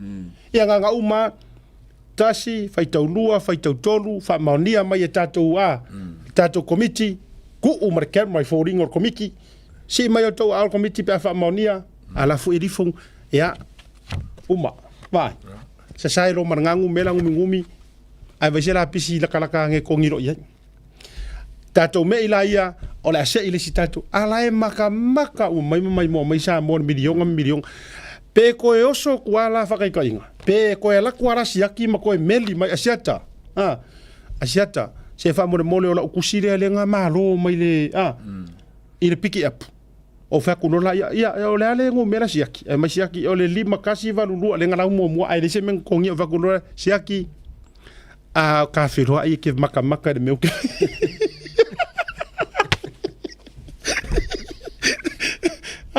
Ko se pa wanga fa siaki sala e fa vale sesi o ro oso mai le ko fa vale mai nga fese mele ko ngela ku si le me ya lena fa siaki ki ro fero mi no mo ya lena va siaki o tela tu asi o el poku ai si ya fa si foi le ma se fa matalanga tato alu le na fa mo moli au foi ngai ko foi le tautulo au tau travel tau vatu ya mea please okay for expense yes se fe uma ngi ka kukupe mangame se fe uma iyo ai fa fonga mai foi le tu alalo le aver committee ai le tau fia foi le ma tau le mausa moa a fai foi o ele ya ile kusere ko kongia fa mo mole be honest e fa mo mole le mai le so sumar valu e tonu fa ngata i le to nginga ai se i le so tonu tasi sa ole as ko kasi se ia ai fa pe foi te fa fonga mai o ele HRPP na tele autu sina ave a o na te fa le nga mea na ngor fa kuanga va kwa so ses a fa yo e fa fonga mai o ele HRPP le na e taro te fa le nga mea te mana foi on lang ya kusi limas fur kusi nga ave a o te mo fa le nga le matou lulu ma mea uma e te sola i lumo re tangata ai te le sola le sirifanga le tua ia a whaia o lou nātura le nā le whalau tele tala o lou whaaleanga mea e loto elea e tai palaloa me te whaia alo mautusi e le papole fo isesi peke kokongia peke le kokongia a wai le o rusi ai na pauale mea o le mai maua yo Singapore fiki sa kaunga maua mai ale fiso soangi ai prices fiso soangi kongu le mafua anga o sa ilinga o le amio tonu o ko fo ngai o fiso o ka longa o me o lafo me o rafo me fa pengi Ia, o foi ko ke fōringa mai a foi ingisi kaka I ta pipi ngaro ka foi whaingisi kura whonga sikele. E wha lawe le mea whaingofi. Nā tonua, kia fose ia o tau soli. La wha tau toa le pale mia whiwhilia, ua umanga whaile whinga ngano le a kungu ua le koe kau whaia e a kou whas whinga ngano. Maria mai o tau tangatai e, pe a whapeo ia ingisi. A whai o ia ingisi o kau whaiangi mea whapea e whaafai ngata me taunu whaafai ngofi e. Tā ngofi wha umi me tauna pupu. Te o fo le tau whai o sou whina ngano, a o le ua umana whaile whina ngano le atunu, whiriwhilia la au le mali e toa ma le fast, mō le nei taimi. Se malia ia I ngā kaukua le ia. Kaukua le ia ma tūlanga whapena. Taurunga le porkalame le nei vanga o le afiafi. Aioi.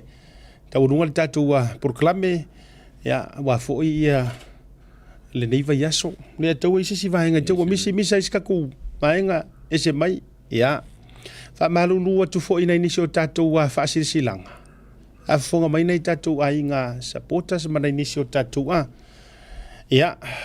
O le iai wha moe ngā na o toi wha mana tuatu. Ai lara kama I kako kama I san lea kiki a misi au. Wha mole tātou alulunga te vote.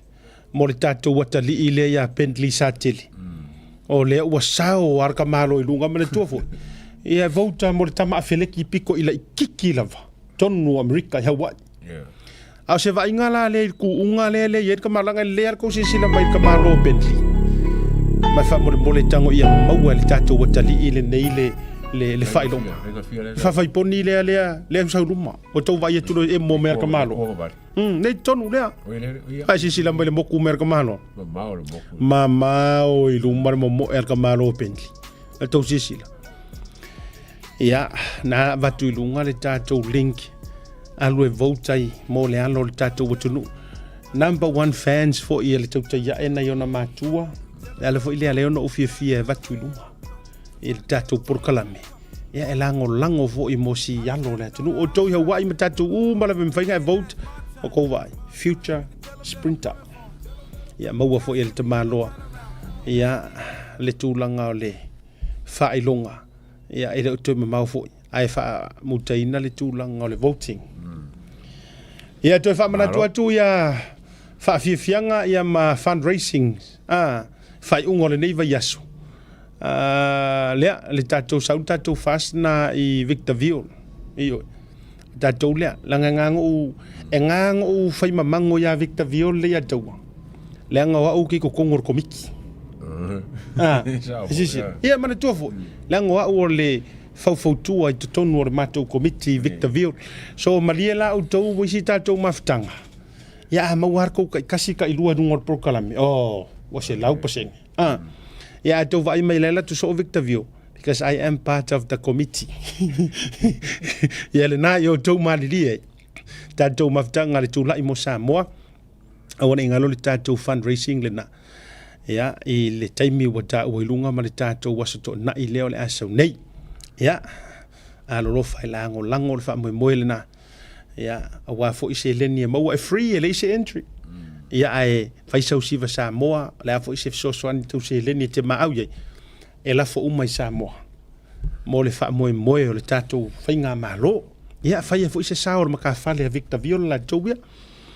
Ia o le alisis fundraising fo I le fast nei na sau tātou na a inga fast Christchurch.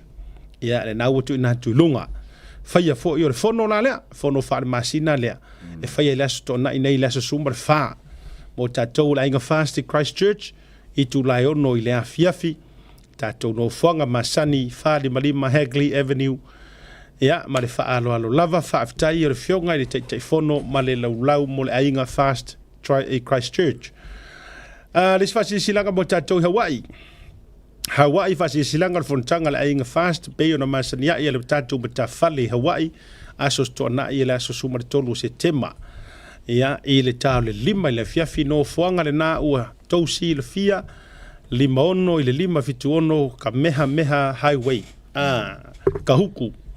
Ia, fai ele tātou fontanga. Mo Wellington e. O lea ua tolo po I tua le tau wha moe. Lea, tu ina mai luma wha moe misa. Sa tu e fai le tau wha moe lea I la sto na nei I la su tolu se tema. Peitai. O lea ua toi longo mai initial committee. O no le tūlanga le mai a i toi whaale leo le no fuanga lea. Lea la watu ai le vai aso i ona tua. Aso rusu mara fitu. Na watu ai. Ia awa le nei wha moe moe. Ia mo le tatou ainga wha tua i le tua sa mo utasi. I nai Wellingtone. Ia. Mo umakako. Tatou whiloa i le asonga fua anga le leile tua. E confirm atu le asonga fua. Le tatou whaasara launga mo le solulu. Tūlanga le tatou whatau tonga mwainga. O le a toa le tatou porukalame i le aso ngafua. Yes, ai whaailoa atu le aso ngafua. Ia le tūlanga le porukalame a toa. Ia, awa le tatou live coverage ma tūlanga o le wha moe mai Samoa. Ai o le a wha mautu mea umai mo le aso ngafua. Awa le whaatapenanga mo le whatau tonga i le aso lua. Ia, anga le leile tua i le alo atu i le tatou weekend. Fai le weekend, fai malieu faiva. Le fuivanga o le afiafi, anga le lei mai le tua.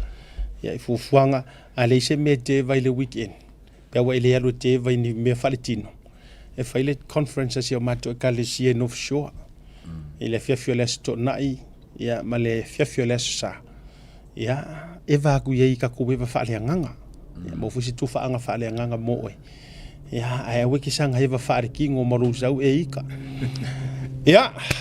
La fu fonga va tele se matou tu wole a o se ubu fo so poutu matolo ulu. Fo isi nei futu. Vai mangalo ile lofa maleanga le lei o sto Samoa. Ya me se fo eu mangalo ile anga le lei o le tua. Ya tato filo ile vai so fo asiata mali atua ma fa to fatu. So ifua mai manuia. Talofa lava o lo ingoa Italia Tipelu Masters na o tuputupua e nei i Manurewa lo o langa atoa. O mātua lo tama na whaavaina le e whakasa i Manurewa. Se o ina toi ina malo lo penisione, Grandpa Arielu Tipelu. Wa whai langi le folanga ai o lo soifua pea grandma le tina malo lo ia me Tipelu. O mātua lo tina tuai wafau a Leni masi ia Leni ia o mātua. Na afsasua ni mai lo uola whaaloalo, lo uola tautua, ma lo uola whaaleanganga. O lo tama o lau whale tupai Tipelu mai sa taua i upolu. Ia matu valu maniwe o lo tina pelepe site Tipelu mai sa sina i savai. O lo to olua o Time Masters mai lalakonga e to o lima le mawhanau. Ia ai Samoa o le a o tūlai. Mo le au fau tua mo le itu malo o Manurewa, mo le Manurewa Action Team. Ia e talosanga atu ma le whaaloalo, ia lango mai mo le mātou wha moe. Awa le alo atu mo le pālota i le māsina o se tema ma o kitopa e tausanga nei. Whawhitai lava, soifua ma ia manuia.